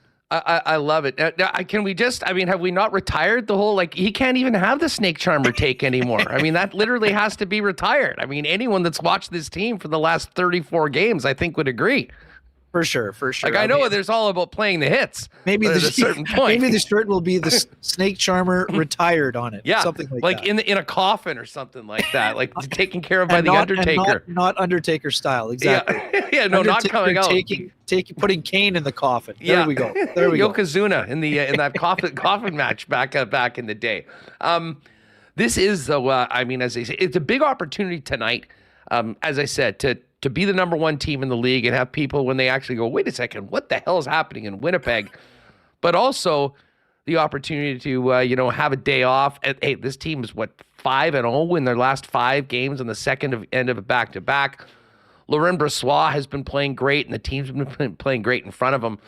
And Ken, you mentioned how, despite going 8-0-2 and whatever it is, 14-1-2, or this incredible run they've had dating back, throughout the month of December. I mean, it's still incredibly tight. And, the Jets, yes, they lost to San Jose in regulation, and the only 2 points they left on the table in the entire other month were overtime points left on the board to the Habs and Chicago Blackhawks. Up until that point, though, and a big reason why we're talking about the Jets where they are, is that they have done the job against teams below them in the standings pretty much all season. You can't take any team for granted, and winning in the NHL is hard. I get it. But Anaheim, Arizona's not going to be an easy game. That's a tough out, although they have taken care of them twice so far this season. Yep. Then Columbus at home, Chicago at home, before a very tough Philly team comes in that's been great on the road this year. This next 10 days or so, a big opportunity to get the job done. And I think if they can win these games, or the majority of them, once we get to that Philly game a week tomorrow, the Jets have the opportunity, I think, to have not only be the number 1 team in the division, but maybe have a little bit of breathing room over Colorado and Dallas, who have sort of had this period of time against some of the softer teams, over the course of the last month or so. Yeah, it's super interesting, Huss. It's an interesting stretch in the schedule because the Jets are kind of in it, like you said. They've played a bunch of contenders when they were talking about becoming elite, needing to beat elite teams, and they've taken care of that end of the equation. But it's a constant battle because you can't, like, now there's going to be no victory laps and patting yourself on the back, because it won't matter if you start losing to teams below you. And I think that one of the biggest revelation, and it wasn't a revelation, but the biggest quote that Rick Bowness provided in the post-game, chat with me yesterday is, this is what we're going to get from now on. Every team's A game is what the Jets are going to get, because they don't want to get beaten by them. It's like in the older days of the early days of the Central for the Jets.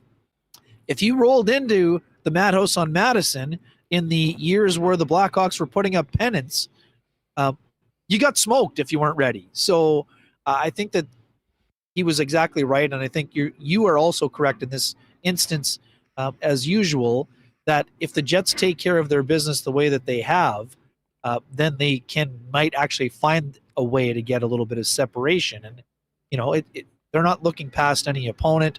They've had enough stumbles, and again, stumble is a relative term when you look at how they've handled their business. But I do think they'll continue. They didn't let the Wild back in the race, and I don't think they want to let the Coyotes back in the race. So I think they will stay on high alert. And this is a team that's learning how to win.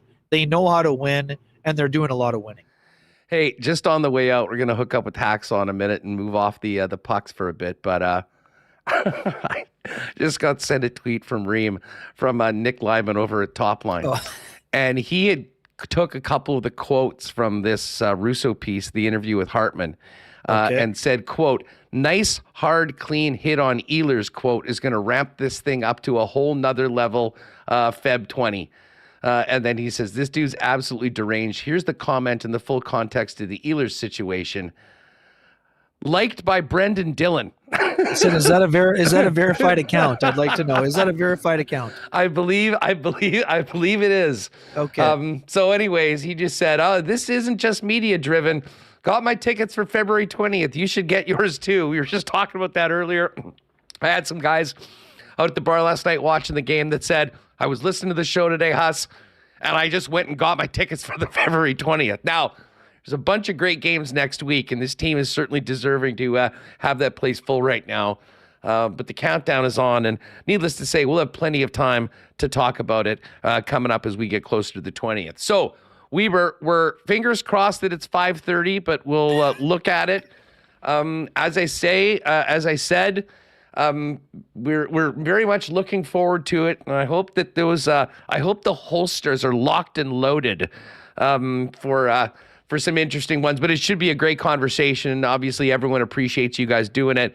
Enjoy your time in California and Arizona. All quite jealous of this spot on your travel schedule. And I'm sure you can maybe go to the front desk. I'm sure they've got a putter there waiting for you, and then you can go work on it and get ready for the 2024 Wiebe's World Golf Tour. Thanks for doing this, and we'll look forward to the shows later on today. My pleasure. Enjoy the weekend. Happy New Year to Hacksaw, and it'll be interesting to see how some of those final playoff chases go this weekend on the NFL calendar. But also, too, quick one. Awesome week for the PWHL. Huss. Big time. Great Manitoba contention there between the pipes and the opener. Love to see it, and all the best to them this year and beyond as they continue to try to. In a week where we've sort of moved backwards when talking about some subjects with the sport.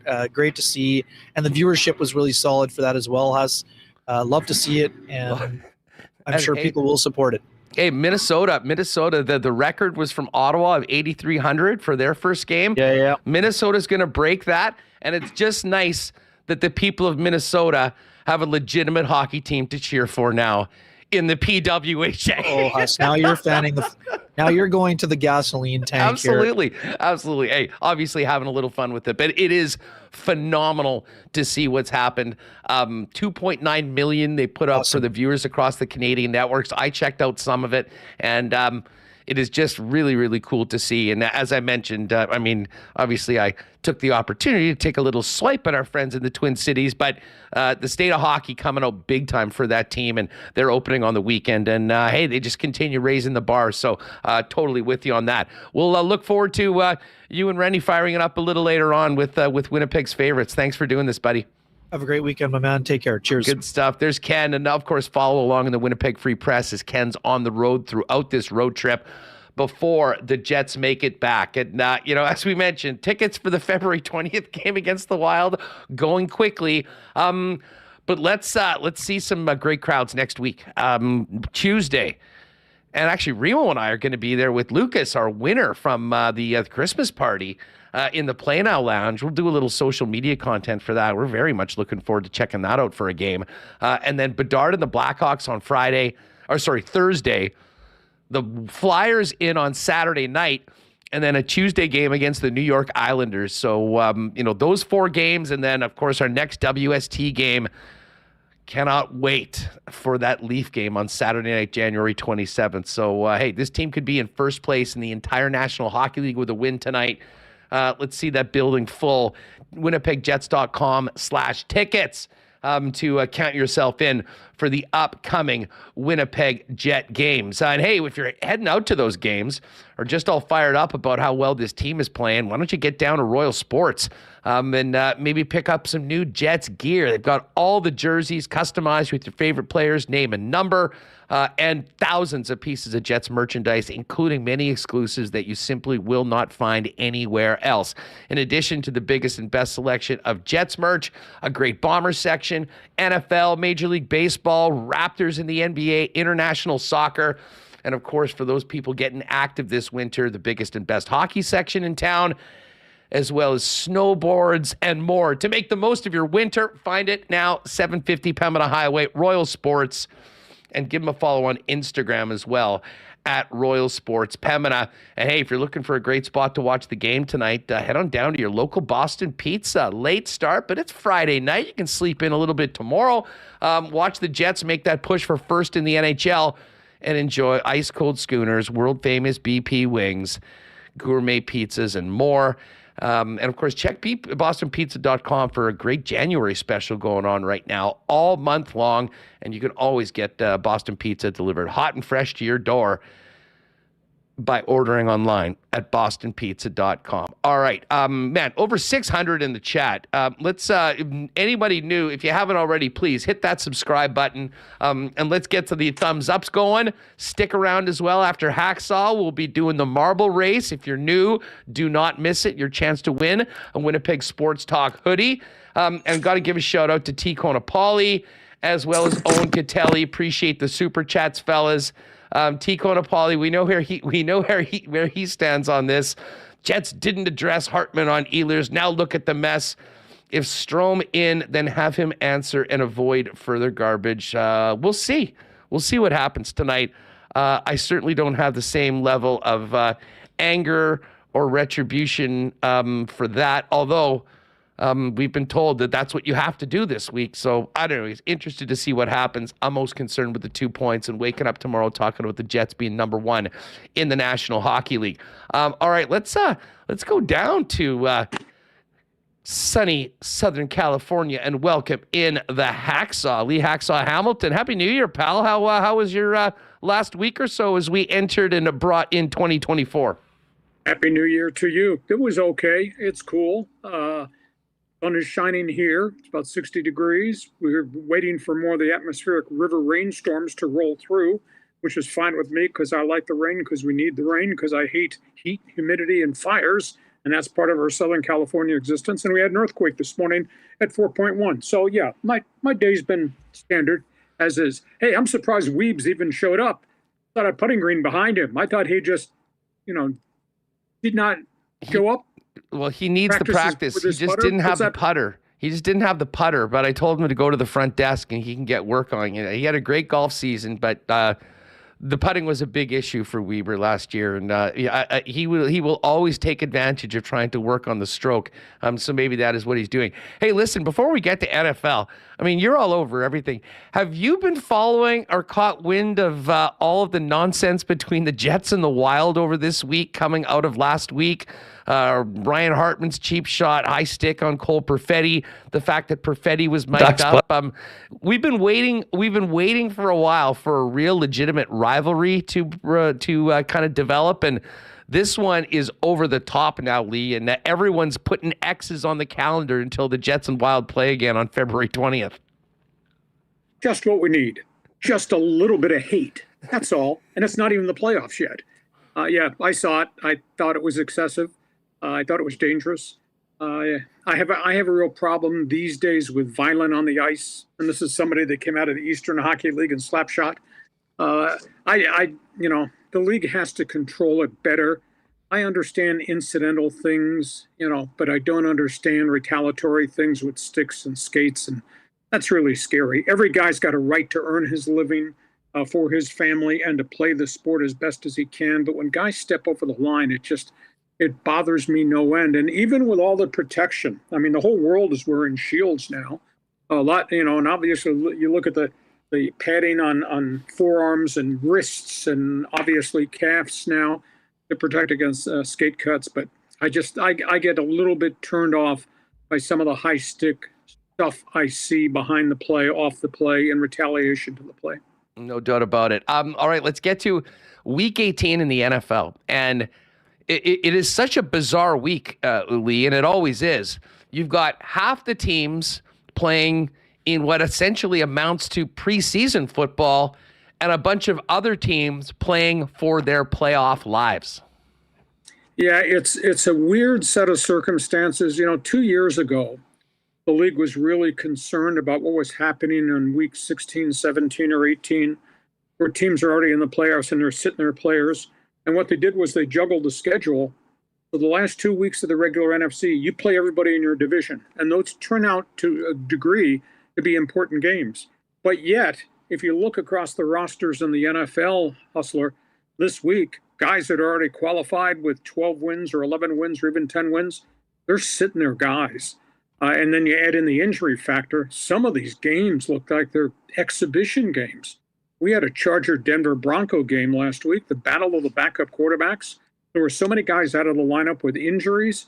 It looked like a third preseason game in August that nobody cares about. So I don't know what the league can do about this. You do want your stars on the field, so the fans who are paying enormous ticket money can see the stars on the field.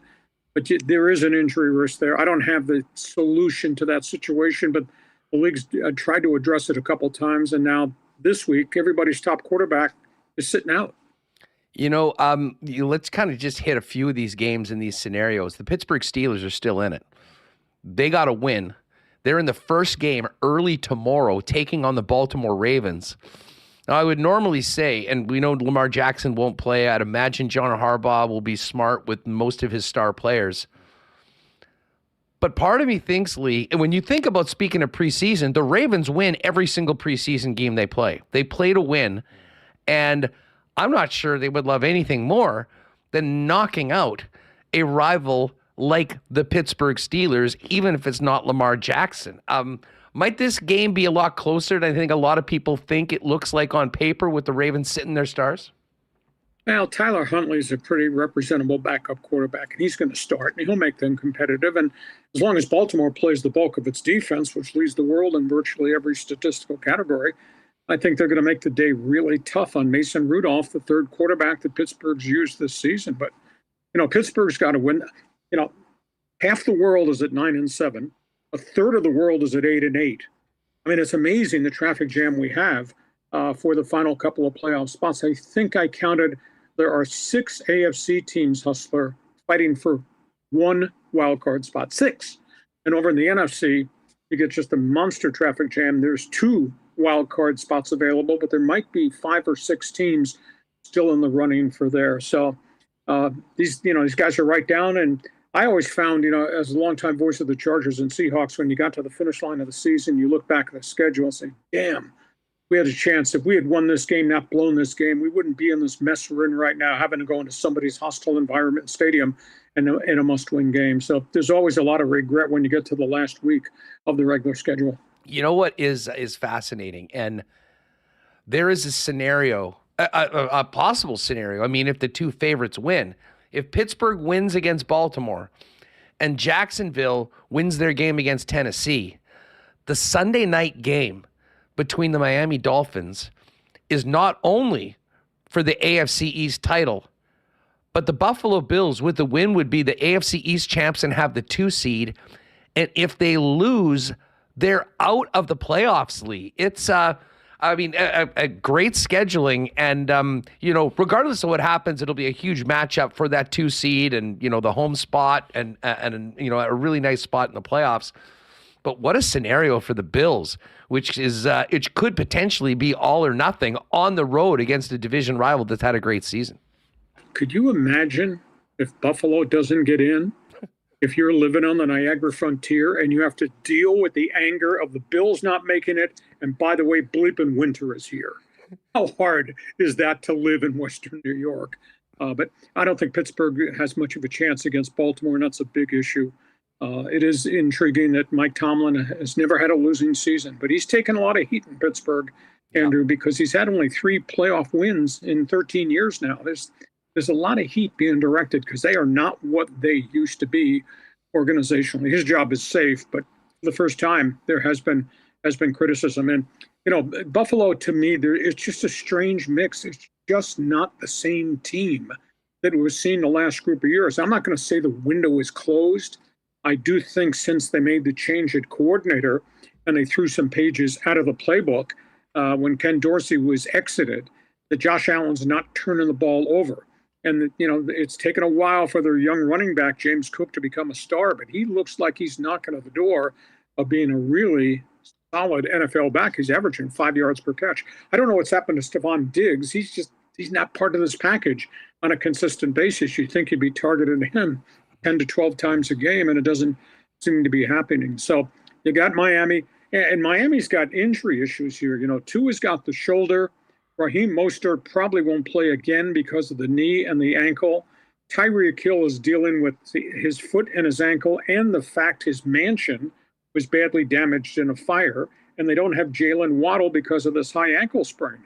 And suddenly, all the components that made Miami unbelievable, some of those neon lights have been dimmed because of injuries and some personal situations. So Buffalo could beat Miami if Miami's not anywhere near full strength.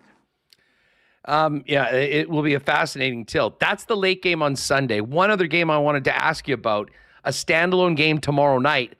Win and in. C.J. Stroud, D'Amico Ryans, and the Houston Texans on the road taking on Shane Steichen, who's had another unbelievable season. I mean, 2 first-year head coaches who have done so much for their clubs, and Minshew Mania at home. At the home of the shoe. What do you make of this game, this matchup, and who do you like to punch their ticket to the postseason? Well, I don't know if D'Amico Ryans or Shane Steichen should get Coach of the Year votes, but I'd consider it, just considering what they inherited and what they've accomplished. And in the Indianapolis storyline, they've accomplished that with all types of injuries. That number 1 draft pick, Anthony Richardson, AR-15, he got hurt early. Minshew has been the backup, become the starter, and has willed them to victory. Both their running backs have had major injuries. Michael Pittman got 99 catches, been in and out of the lineup with concussion problems. They released their Pro Bowl linebacker at midseason. So, it's just a real unique mix. I'll say this about Minshew. He's fun to watch. He's got a little bit of gunslinger in him. We know a couple of things about Gardner Minshew. He will throw touchdown passes, and he will turn that sucker over. That's going to be interesting. C.J. Stroud, just a phenomenal Rookie of the Year season. And if you think of what that organization has done, what they did in the draft, getting that quarterback and then getting the big linebacker who's had a masterful season, what they did in free agency, I think they signed 24 unrestricted veteran guys and plugged them in. And then they went out and signed a bunch of college undrafted players. I mean, it's such roster turnover, and they're in the playoffs almost. I mean, they're 9-7. So Mika Ryans looks like he's just done a phenomenal job, and their front office has done a tremendous job too. So that's a critical must-win game for somebody. If you're asking me, I'd like C.J. Stroud over the gunslinger. Yeah, I'm with you on that one. By the way, marbles are open, everyone. If you missed it or you're not looking at the chat, !marbles. We'll get to that in 10 minutes or so after we pump out the cool bet lines. Lee, we'll be focusing in on Super Wildcard Weekend next week and who has survived to play in the postseason. But for the teams that aren't in the postseason, you know what comes on Monday. It is Black Monday. Coach is getting fired. Who's getting a pink slip in 3 days? There's a laundry list everywhere. I guess burning question 1 has to be what happens in New England. and that thing seems to be changing as we go. I found out this morning that Belichick's contract's got a total value of $25 million in the final year. And, he still coaches a good game. Doesn't have a good team, but he coaches them up. There's a rumor mill out there. There's an undercurrent of feeling that Robert Kraft may keep Belichick for one more year and hire a general manager to put over Belichick, and the general manager will take over total player personnel control of the team. So keep that in mind. If Belichick exits, it has to be with honor. It should not be a messy firing. He'll probably get hired again somewhere else if he wants to continue. I don't know that Kraft wants to end this enormous historical saga in a really bad way. So maybe this general manager rule makes an awful lot of sense. So you got that situation. Washington, sadly, I think Ron Rivera and the general manager, Martin Mayhew, will be axed. They've never solved the quarterback problem. They have a new owner who will spend money. It's just going to be with different people running the football side of the operation post Daniel Snyder. In Atlanta, what does Arthur Blank do? He's really unhappy that the growth has been so slow. But to hit the eject button on Arthur Smith after just 2.5 seasons, when they knew they had to go through a quarterback transition, problem is they haven't solved the quarterback thing. The Raiders locker room wants Antonio Pierce. I don't know what Mark Davis is going to do because Mark Davis always does things off the chart. Does he keep Pierce? Pierce has gotten them emotionally to play really hard. But at the end of the day, Hustler, you got to have talent. And they don't have enough talent on this roster because they've made so many mistakes in the draft, because Mark Davis has made so many mistakes with coaches and who he's hired as a general manager. Players want Pierce retained. We'll see if they win this weekend. They should win this weekend. The weird one is Tennessee, where Mike Vrabel, he was 41-21 his first 4 years. And since then, they're 12-21, and it kind of looks like they're about to start just a massive rebuild. May have the quarterback in place. I don't know what they do with the running back, Derrick Henry. I don't know what they're going to do with DeAndre Hopkins at wide receiver. They've had an awful lot of injuries on defense. So I don't know if Mike Vrabel stays. If he does, they'll probably give him one more year just to try to flip this and complete the rebuild. If Vrabel gets bounced and New England's job is open, connect the dots on that. Absolutely. I don't think there's any doubt. They would jump at Vrabel if he had, a former Patriot with all that history. I think that would be Robert Kraft's first choice if Bill Belichick is no longer their head coach. And I'll quickly add, you got the Charger opening, and the question is, after Monday's Michigan-Washington college football playoff game, does Jim Harbaugh go to Los Angeles, get hired by the Chargers? Keep an eye on that. How much chat like in the market is there about Harbaugh? We know he played for the team, lots of it. I want it to happen. Just because I think the NFL is a much more fun place with Jim Harbaugh in it coaching. Well, also I think he might jump ship before the posse gets there, because they're under NCAA investigation for all kinds of stuff, including COVID recruiting violations go back 4 years. And the University of Tennessee just got hit with 4 years probation for violations of recruiting in 2020 during the COVID blackout. These are the same violations that are being leveled now against Michigan. So the big question, does Michigan get stripped of scholarships? Does Michigan get put on probation for what Harbaugh's staff did during the COVID year? So does he jump ship early before the posse gets there? That remains to be seen. But there's a bunch of unanswered questions with the Chargers. Ownership has never made good decisions with coaches. Walk with me down this road, will you, Hustler? They fired a Hall of Fame coach in Don Coryell. They fired a Super Bowl coach in Bobby Ross. They fired Marty Schottenheimer, 200 career wins. And the last 3 coaches have hired have been disasters. So are you gonna trust the Spanos family, which, by the way, calls itself the first family of football, even though they're in last place? So you're going to trust the first family of football to make the right decision? That's one item. The second item is Harbaugh wants $12 to $15 million per year. Chargers have never, ever paid that to anybody.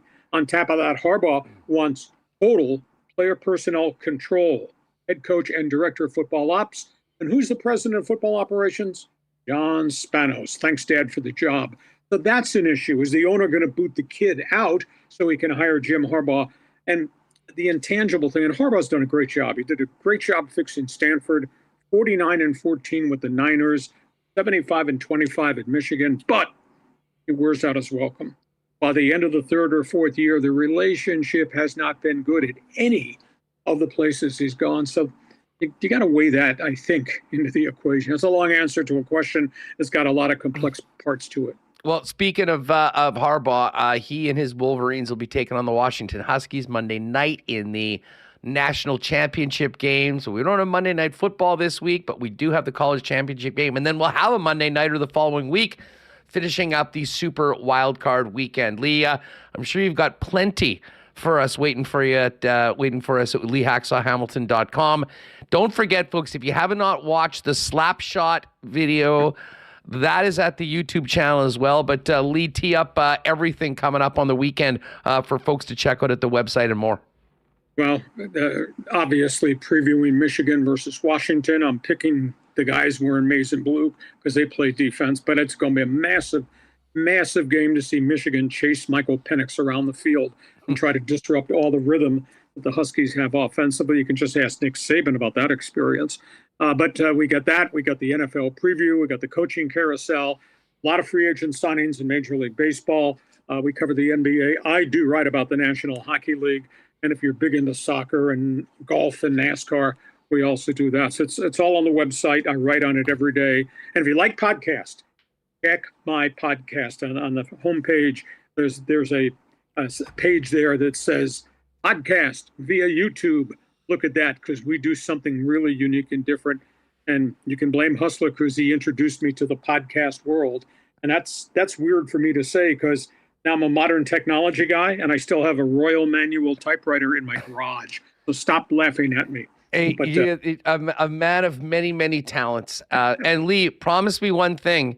If the Jets get it done tonight against the Ducks, they will be the number one team in the National Hockey League. Let's get a nice mention for the boys from the Peg and the way they've been playing as of late. If that is the case, have a great weekend and thanks for doing this. It should be a good one. Well, I'm surprised at where the Peg is. I'm kind of surprised where Vancouver is, and I'm really hoping the Kings can put this thing back together again. The Ducks it's been painful in the rebuild. Hey, have yourself a great sports weekend. Enjoy all the games, and we'll catch up to you next week as always. Thanks, Andrew. Right on. Thanks a lot. There it is, Lee Hacksaw Hamilton. And just keeping my eye here on the World Junior. There's 30 seconds left, and the Swedes are not too pleased. Some fisticuffs right now. USA up 6-2. Rucker McGroarty just scored into an empty net, and things are getting a little chippy. The hometown Swedes not pleased with the way the game has gone, but 30 seconds left, and then USA will be World Junior Hockey Championships. All right, last call for Marbles, gang. Exclamation mark Marbles in the chat if you just popped in. I got to, hey, the weekend's here. You know what goes great with the weekend and a late game on the West Coast? How about a few beers from Winnipeg's favorite Little Brown Jug? Pop by the brewery and tap room on William Avenue at some point on the weekend if you want to try them right off the tap. But if you're in your local beer store, make sure to keep your eyes peeled for generic lager. The light, crisp, refreshing new beer from Little Brown Jug, which is, by the way, available along with their flagship 1919 at Canada Life Center. But if you're in your local beer store on the weekend, check it out. $19.99 right now for 8 packs of the Tall Boys and $2.99 a can as well, wherever you get great beer. And big thanks to Little Brown Jug for their support of Winnipeg Sports Talk. Check their website as well. They do have local delivery options if you want to get it out. And hey, I know it's going to get a little cold in the next little bit, but we're already looking forward to the summer fishing season. Now might be a great time to get over to aikenslake.com and start finding out a little bit more on availability for the upcoming season. There is nothing like the Aikens experience, a fly-in fishing experience like no other here in the province of Manitoba, where you can be on the dock and in the water in about 2 hours from the city of Winnipeg. Find out more online, aikenslake.com. And you can also check out Pitt and what they've got going on Twitter and Instagram at Aikens Lake. All right, let's get Remis in here. We do have to get to the cool bet lines. But I don't know if you've been paying attention to this game. I've sort of been rubbernecking for the last little bit. A very dejected Swedish crowd. Some fisticuffs at the end. But Team USA fulfilling, they were the favorites going in. It looks like they're going to be World Junior champs. And Rucker McGroarty right in the middle of it. Yeah, it's good for Team USA. Tough for Sweden, Huss. You're at home, full barn there. Well, I guess it's afternoon here, and you lose. Certainly tough, but USA's got so many top prospects, recent draftees, previous ones, so they were the favorite to win, and a lot of great names on this team. But we're here paying attention to Rutger McGroarty, and he was on the show last year after what they had that crazy was a bronze medal game. And here they are. Here they are now back winning gold. So congratulations to Rutger. For Jets fans, it was Rutger McGroarty's USA versus Elias Salomonsson of Sweden. Also Fabian Wagner as well. I was kind of pulling. We like Rutger. We're big Rutger guys here. He's been on. Has been on the show, and nice to see them win, closing the tournament off. And I got to say, Huss, great to see so many people in chat here today. We've had some new people in here. We're writing exclamation marbles, and some people don't know what it is. And there was one person who was new. I think we've had a couple Minnesota fans pop by, and one guy was like, "Best thing ever happened to your channel was putting Ryan Hartman's name in the title." And I was like, actually, man, the best thing ever was putting Pierre-Luc Dubois' name in the title. Exactly. In the title. So it's been a good week. It's been a good week with all this Hartman nonsense. But for newcomers, nothing will compare to 2 years of Dubois drama to fire up the people and fire up the numbers here on the channel. I guess we'll have a couple bit of this, couple months. A month and a bit till February 20. And, we kind of wanted to move on, but they had the Sportsnet panel. It's coming on national TV and saying that, if you want to send a message, you got to stick a guy in the face. And then we had Hartman's comments. And then tonight we're going to see which young Duck who had nothing to do with Kyle Connor getting injured. They're just going to have him tied up, Huss. Someone's going to come. Okay, you got to get your 2 stitches here. And they're going to flog him. Now. That's how it's done. Got to send a message. Don't injure Kyle Connor. So we'll see. We'll see what happens tonight. Was it 9:00 start? It is. Let's see. I know it's a perfect little segue into the Cool Bet lines. We did our lock shop today. We'll get to NFL in just a second. But right now, there's only 3 games tonight in the NHL, and that is why we know that the Jets with a win will jump the Boston Bruins and the New York Rangers into first place in the National Hockey League. Sorry, the Jets are tied right now with Boston, 52 points in 37 games. The Jets have one more win, so they're ahead of them technically in the standings, but Boston's not playing tonight. The Avalanche are at 53 points. The Jets have 2 games in hand, so they've got a significantly better winning percentage. But the Rangers are the one team that's ahead of the Jets. Same amount of games played, 1 point ahead at 53 with the 26-10-1 record. So, as I've been kind of mentioning a number of times today, win tonight against the Ducks. Take your dads out golfing tomorrow as the number 1 team in the National Hockey League. The games tonight, Chicago is in New Jersey to take on the Devils. Listen, really tough run right now for the Blackhawks. They're a big plus 330 underdog. The Devils minus 418. Carolina is in Washington. Carolina is the favorite at minus 174. Caps plus 147. And then the Jets on the second end of the back-to-back. They'll be expected, as Ken mentioned, we're expecting John Gibson to be in the net tonight for the Ducks. Winnipeg minus 183 favorites. The Ducks plus 154. And the Jets to win on the puck line minus 1.5 if you want to get aggressive. Plus 142. There's also NHL season bets. Let's just open this up while we're here. Wow. The Jets have dropped to 14-1 to win the Cup, Reem.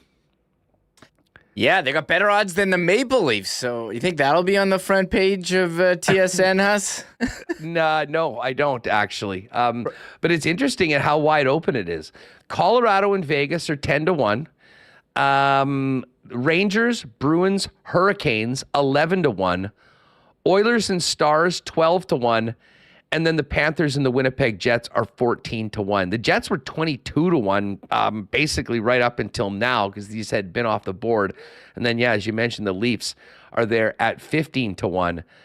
Again, this just makes me thank Jay Fresh that much more, because when we were going into this season, we thought the Jets could be a playoff team.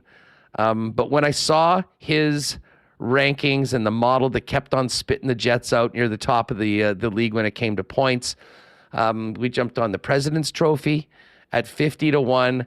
And I know, yes, I did. And the Jets, you know what the Jets were if you picked them to win the Cup preseason? 60-1. No, and you were in on that? Of course I was in on that. We do the lock shop every day. I mean, we do these cool bet lines. You gotta get in, have a little belief. So yeah, like I think the $20 bets pays like, $12.20. Whoa, so man, another reason to be pulling for the team to just keep on stacking up the wins. So anyways, all that's there at Cool Bet. Now, there are a couple of fun exclusives for tonight in the Cool Bet exclusives. There is one, a chalk it up. If you just like the favorites tonight, Devils, Canes, and Jets all to win. That's boosted to plus 230. And here's the other one, business class. Jake called it. Josh Morrissey to get a point, Ducks team total under 2.5, and the Jets to win. That one is in at plus 265. A couple neat ones in the Cool Bet Daily exclusives. But if you go up to the top, the first thing you'll see at the exclusives is the Lock Shop Partner Parlay. We've got 3 for you for the weekend. First of all, a 2-banger for tomorrow for the 2 NFL games. Baltimore plus 3.5. At home to the Steelers. No Lamar Jackson. A few guys will sit. As we talked about with Hacksaw, Baltimore's no joke, and they play to win. And the Texans to win the night game. That one, I think it was like 228 when we put it in. They boosted it to plus 275. So then we've got 2 different parlays for the Sunday games. We've got a money line parlay just for these teams to win. The Patriots to beat the Jets. The New Orleans Saints to beat the Falcons. And the Packers to beat the Bears. That one boosted up to plus 425. And then our point spread parlay, Buccaneers minus 4.5 against the Carolina Panthers. The Detroit Lions minus 3.5 against the Vikings. And the Raiders minus 2.5 against the Broncos. That one juiced up to plus 665. So it's all there in the Cool Bet exclusives. Check today's Lock Shop over in the EST YouTube channel if you want to kind of see how we got to all of this and enjoy the pod. And other than that, if you haven't played a Cool Bet before, use the promo code WST for a 100% bonus up to $200 on your first deposit. There you go. USA World Junior Hockey Championships was on that as well today. So maybe we'll have to put some of that into a couple of those hockey exclusives for tonight, because I'm already in on the ones we did for the Lock Shop. All right, Remo, man, these shows are getting longer because we've had so much to talk about. But we do need to get to a little marbles action to finish off the week and welcome in all the newcomers to how we finish up Fridays here on WST. Yeah, looking forward to this. I was going to say... I have to help my wife with something. You want to give me like a minute? And can you do a little crowd work or? Yeah. Okay. Just give me one. Just give me one minute. Okay, hurry up. Sorry. Give me one minute. I should have left. This is why we need a studio. Yeah, sorry. This is so no one can get pulled out in the middle of shows. Hold on one sec. Yeah, all good. Go get her done. You know what? Hey, listen, let's do another why not question of the day right now. And I know retribution and this entire line of discussion has sort of been the big topic tonight. But I am interested in what you all think we'll see tonight. I mean, will it be a complete nothing burger? The Jets go out, just focus on winning the game, beat the Ducks, and try and get first place? Or will we see fallout, maybe not to the wild extent, but fallout for the Ryan Strome knee-on-knee hit on Kyle Connor, which has cost him 6 to 8 weeks right now. I'm interested to see if there will be much. And again, I kind of said this to Ken earlier on. I don't really feel that this is going to get anywhere close to as stupid as what's happened with between the Jets and the Wild. And I don't really think there's a Ryan Hartman type character certainly on the Jets that would go down that way. And listen, for the Ducks side of things, I mean, Ryan Strome, certainly doesn't have a reputation as any sort of a dirty player. There was not any supplemental discipline on it. Hockey Mom says enough is enough. Teams will have no eyes left if there is always an eye for an eye. SK, nothing burger tonight, Huss. I'm sort of with you on that. MC Stormy, bench brawl, Huss? I highly doubt it. It's your boy Bruce. When's Dusty back on to tell us about the Spengler experience? Dusty and I will be back together in the lock shop on Monday. Check it out at noon over at the Edmonton Sports Talk channel. Here's my boy Kabilis. Nothing burger getting as much airtime as the snake charmer. Lori Loving Life. Also nothing burger. Jets have much more class than the Wild tonight. Spirit Man, though, says fight night tonight. And Waiter says that Evan flushed Remo's car keys down the toilet. I'm not sure whether that happened. Never Anyways, happened. You are back. Why don't we fire up a little Yeah. Tristan Rivers music? And, Sure. And again, newcomers, we do this every Friday. Make sure you're with us in YouTube. We open up registration around 2:45. We finish talking to Hacksaw. We do the cool bet lines. And then we have some fun with a marble race. Whoever wins will get an exclusive WST hoodie from our friends at Shipham & Associates that is only available to marbles winners. Shout out to Coachy51, who was the winner of last week's. And listen, before we do marbles, the muse of the Winnipeg digital sports scene, Tristan Rivers Music, takes us in with one of his many versions of the Marbles theme song. Let's go. It's Friday, another week of work's gone by. You deserve to treat yourself, maybe an ice cream cake or a bottle of rye. For the whole day in, so lax you can't deny. Why use effort even for pleasure? Give my love a try. It's time to do a marble race. Notes to separate and best to worst. Marble race. Just like marbles with the punctuation first. Marble race. Don't spare or you will suffer unexpected. Marble race. Get to your luck before it's too late. Say go! All right, Tristan Rivers Music, our guy. I'm getting a kick out of the chat saying that tomorrow everyone is going to be going to Disneyland together. No, I think they're going to Arizona and they're doing a golf day with the dads. And I see Kim says, bring Chuck Hellebuck on WST as a special guest. We should do that at some point. Maybe after the dad's trip, we'll welcome him on.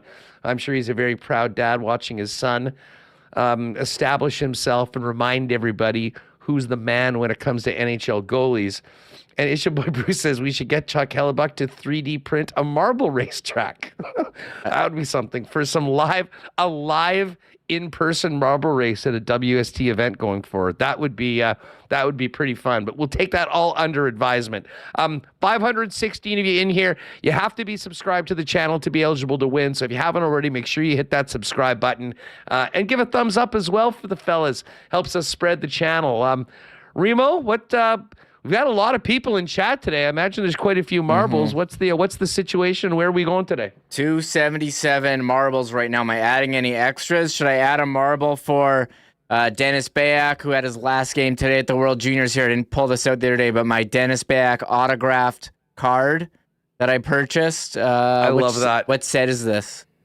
I forget what set it is, but voice of the Winnipeg Jets has for sure at least doubled in value over the last week. Does that have like a piece of his tie or his suit No, in it? Is it a game worn? It's not game worn. It's just signed. It's just game worn materials card. Yeah, just a game. No, it's not a piece of his headset. No, it's just signed. So I forget what set this was, but voice. Panini autograph guaranteed by Panini. So they don't do card things, just upper deck now, but. Pretty cool. They had a broadcaster set, so I had to get a Dennis one.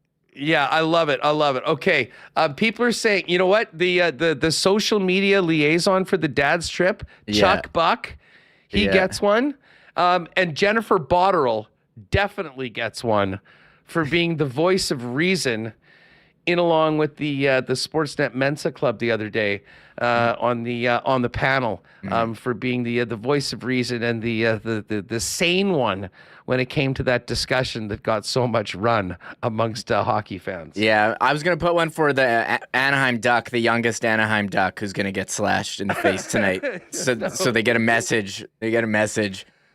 Sent, but I'm not gonna do that. And we haven't really given a shout out to Connor Hellebuck, who's named to. I'm not gonna put him in the race. We'll have his dad in. Named to the All-Star game, and we got to make sure we're getting on the voting and vote in Josh Morrissey or Scheifele, Ehlers, Kyle Connor. So there's a lot of good news. Winnipeg Jets that it's kind of been pushed off the front page because of nonsense. No, exactly. What about Cole's lip? Cole Perfetti's lip? That's what I said. Like, look, we should be praising Ryan Hartman. He only gave him 2 stitches. Like, imagine what that's why everyone's like, yeah, Hartman did the right thing by slashing him in the face. Like, let's say you got him in the eye or broke a bone, a facial bone. It was precision. Yeah, precision. Because he was so good with the precision, that's why we're saying it was the right thing to do, to send a message. Like, that guy is skilled with the hockey stick. Skill. 2 stitches us. He could have lost teeth. He knew what he was doing. Just grazed him. Wasn't. It must not have been full. Yeah. The message was sent. There you go. So Cole Perfetti's lip done. That's getting it. Perfetti's lip. He's getting it as well. Oh, and you know what? Let's give one to Rutger because they just won the gold medal.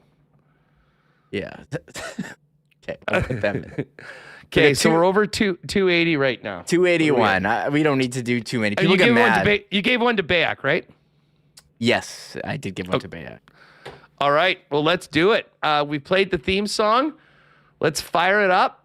Again, be subscribed to the channel. Give a thumbs up. And if you win, we'll hook you up with one of our WST hoodies, courtesy of Shipham and Associates. Who Rabid Peanuts had enough of me. He says, "Wrap it up, Millhouse." I told you I don't look cool anymore when I got glasses. I look like Millhouse. I'm just walking around saying my glasses all the time. But at least I can see the computer now. My eyes don't hurt. So hey, you know what? Contacts at some point, are coming. You have to accept it and do it up. All right, where are we going today?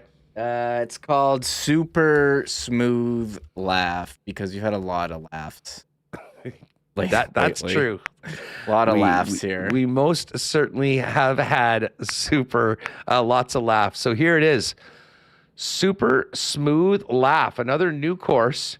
We're just about at 300. Yeah, perfect. If you can, if you haven't thumbs up already, let's get that over 300 for sure on another big show and another big week.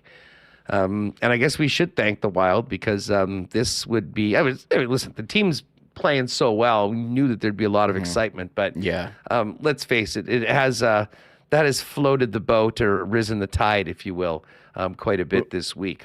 We didn't give him one, but we actually should give Michael Russo a marble for that article he had on Ryan Hartman, so we can keep talking about it today. And that great, he's just doing what a journalist does, going right to the source for getting those quotes. Where Russo's not getting a marble. Mayers, no marble. Sammy the Scarf, no marble. Most definitely. All right, let's get her going. This was Ryan Hartman. Yeah, snitches get stitches is what he said about Cole Perfetti. So that was the only thing that they were missing, literally, from the piece. All right, guys. So here it is. Super Smooth Laugh, a new marble track. We haven't seen this one before. Ooh, I like this. I like this start. It's good. Good luck to everyone. Fridays, right here on WST, same time. We open up registration around 3:45. Usually we started a little earlier, but we appreciate everyone sticking around for it. All right, weekend time. Jets could be first in the league with a win tonight against the Ducks. Let's make it happen right now. Drop the marbles on WST. I like the start with the, we got a nice big drop. Steiner. Who's going to be coming out first? Dennis Bayak. I see Dennis near the front. Derminator. Oh, and this is wild. There's a bunch of different paths people can go. Corbin Bowen. Corbin looking good right now. Ken 007. That's not Weebe's World, although maybe that is Ken's YouTube name. But Corbin and Ken coming out first. Then Jet Oil Tom, Greg Friesen, Doug McFadden, Mike Pittman's in the mix there. But we've got Corbin, we've got Ken. Who else is in the mix? The knee of KFC. And now Miller Time's over on the other side. Not as much. Oh, wow. Somebody just got thrown over the top rope. So, Ken 007. Uh-oh. This is a jump here, Huss. They get on the speed boost, and they got to pass that little jump there, and some of them haven't. I got you. It's it can go one of two ways. It's gone well for Greg Friesen, and it's gone well for Doug McFadden right now. Oh, Kim Sawchuk. Sorry about that, Kim. Although Kim's was a former winner. She just came by to grab her hoodie, I think, in the last week. Oh, there goes Mary Jane. Bravo, Bry. Seen quite a few names. Oh, Cole Perfetti's lip thrown over the top rope. It will not be Cole's lip today. Greg Friesen's looking pretty good, though. And Doug McFadden over on the other side. Sort of two out in front. Jet Oil Tom coming in pretty hot. But Greg Friesen is in first place right now. And then, he got bounced back by Doug McFadden, who's going to get in first. They're getting they're getting more company right now. But Greg Friesen did get through first. And now there's Doug. What's going to happen with this? Oh, Greg Friesen with a very, very nice move getting past there. But here comes Todd. Todd 18 has entered the mix for first place. Oh, look at Schickster. Schickster making a run at it. I think Schickster's a two-time champ. Schickster might have actually been the first ever marbles champ, if I recall correctly. But Greg Friesen rising, climbing the ladder. This is like the TLC match or a ladder match, if you will. Greg is in first right now. There's Todd 18, who's going to be the first one to come through. Oh, looks like Schickster could do it again. Schickster does it. How about that? Schickster, Doug McFarlane, Greg Friesen, your top three. Jet Oil Tom, Trevor Red Ranger, Johnny B, Todd 18, Barnett Burnett, Frosty Winnipeg, and Turd Ferguson. The top 10. That was actually an excellent new course, Reem. I tested it. I like the name. Super Smooth Laugh. It's how I've been feeling the last couple of days. So Schickster might be the first ever three-time champ. He said he's in the chat right now. All caps, three-time champion. So congratulations to Schickster. Nicely done, Schickster. Nicely done, my friend. And he actually called his shot last week. He thought he was going to be the guy that won the first race of the year. And I guess he did, because last week was the 30th. So yeah, our first marbles champ of the year, much like our first ever champ, Schickster, and doing it in a big, big field of over 280 marbles. For those of you like our buddies Ross and Shorn who bet against each other every day, we'll take a run down through the list so you can all see where you finished, if you did finish. Hey, there's my boy Fertani. Fertani, you coming by win tonight for the game? 17th, nicely done. There's Jackie Gordo, Drew Music, Tristan Rivers Music, top 25, nicely done. Cosmic Tales MB, well done, Cosmic. Michael Lay, my guy, Coachy 51. What else do we have here? Royster, Bullish Bradley, Cowboy, he finished. Winnipeg Walter, Bengals fan. They're taking on the Browns this week, but the Browns I don't think are playing anybody. Jerry Bluty. Hey, Spency 5 Centsy. Not to be confused with our regular Spency. Spency 5 Centsy. Oh, and I see it. That was intense. Is an ES tier, always with us in the lock shop. Matt Lang, Running Man, the final ones that went through. And then Ross, everybody else that got thrown over the top rope. What a race. What a race. What a week. What a show today. Has been a lot of fun, though, gang. I mean, I'm sure you'll be talking a lot of Jets over the course of the weekend with your friends. If you do happen to be talking to anyone that's not familiar with WST, let them know about the show and where they can find us. Maybe you should get their phone, show them how to subscribe. Really appreciate that. Word of mouth, probably the best way to get things out of what we're doing every day here on the program. And needless to say, Remo, as the Jets keep on rolling the way they are right now, not to mention everything else surrounding the team, no shortage of topics for us to get to every day this week. And it should be another real fun one next week as the team comes home to begin that homestand Tuesday against Columbus, and then another visit of the young phenom Connor Bedard here on a Thursday at Canada Life Center. Yeah, it's going to be a great week. No Patrick Laine with Columbus, but what do you got? The Saturday game against the Flyers, so I think it'll be great. And yes, the dad's trip taking place this week, and a little golf in Arizona tomorrow, and we get a great. I love when the Jets play in Mullet Arena because we get a view of that awesome camera angle in their lovely 5,000 seat arena. So that's how you know. And stay tuned, I guess, Monday morning, late Sunday night to our podcast. We're Jets Weekly. Connor's going to be on. That'll be on YouTube as well. I think I post on YouTube like Monday morning, first thing. So make sure you are subscribed for the updates on that. Yeah, and you know what? You can turn your notifications on. You'll know when it's there. But yeah, Connor will have that for everybody Monday morning for your drive to work. So check that out, a full recap of what has been a very eventful week for the Winnipeg Jets. His hardest working player, the top 3 stars. That show's really sort of blown up the last couple weeks. So another reason to be subscribed, and it'll be there for you coming out of the Arizona game on Sunday night. As I said, what a week it's been. Thanks so much. Welcome to everybody new that's found us this week. Hopefully you'll be regulars with us. And here's to a win tonight. And to be able to do the Vince McMahon walk everywhere we go tomorrow, as the Jets could be the number 1 team, at least for the night, in the National Hockey League, passing the New York Rangers and the Colorado Avalanche is number 1. Puck drop, did we determine that? Is it 9 or 9:30? It's at 9. It's at 9. We're still waiting to determine the K&R pop-up show, though, somewhere around 5:30. Yes. Yeah, exactly. I'm looking forward to seeing that. Yeah, just pay attention to the boys' Twitter if you want to check in on that. Obviously, it'll be available later on if you're doing something. And other than that, enjoy the game tonight, folks. Enjoy the game on Sunday. Last regular season of NFL. 2 good games tomorrow, especially. I'm really looking forward to that Colts-Texans game tomorrow night.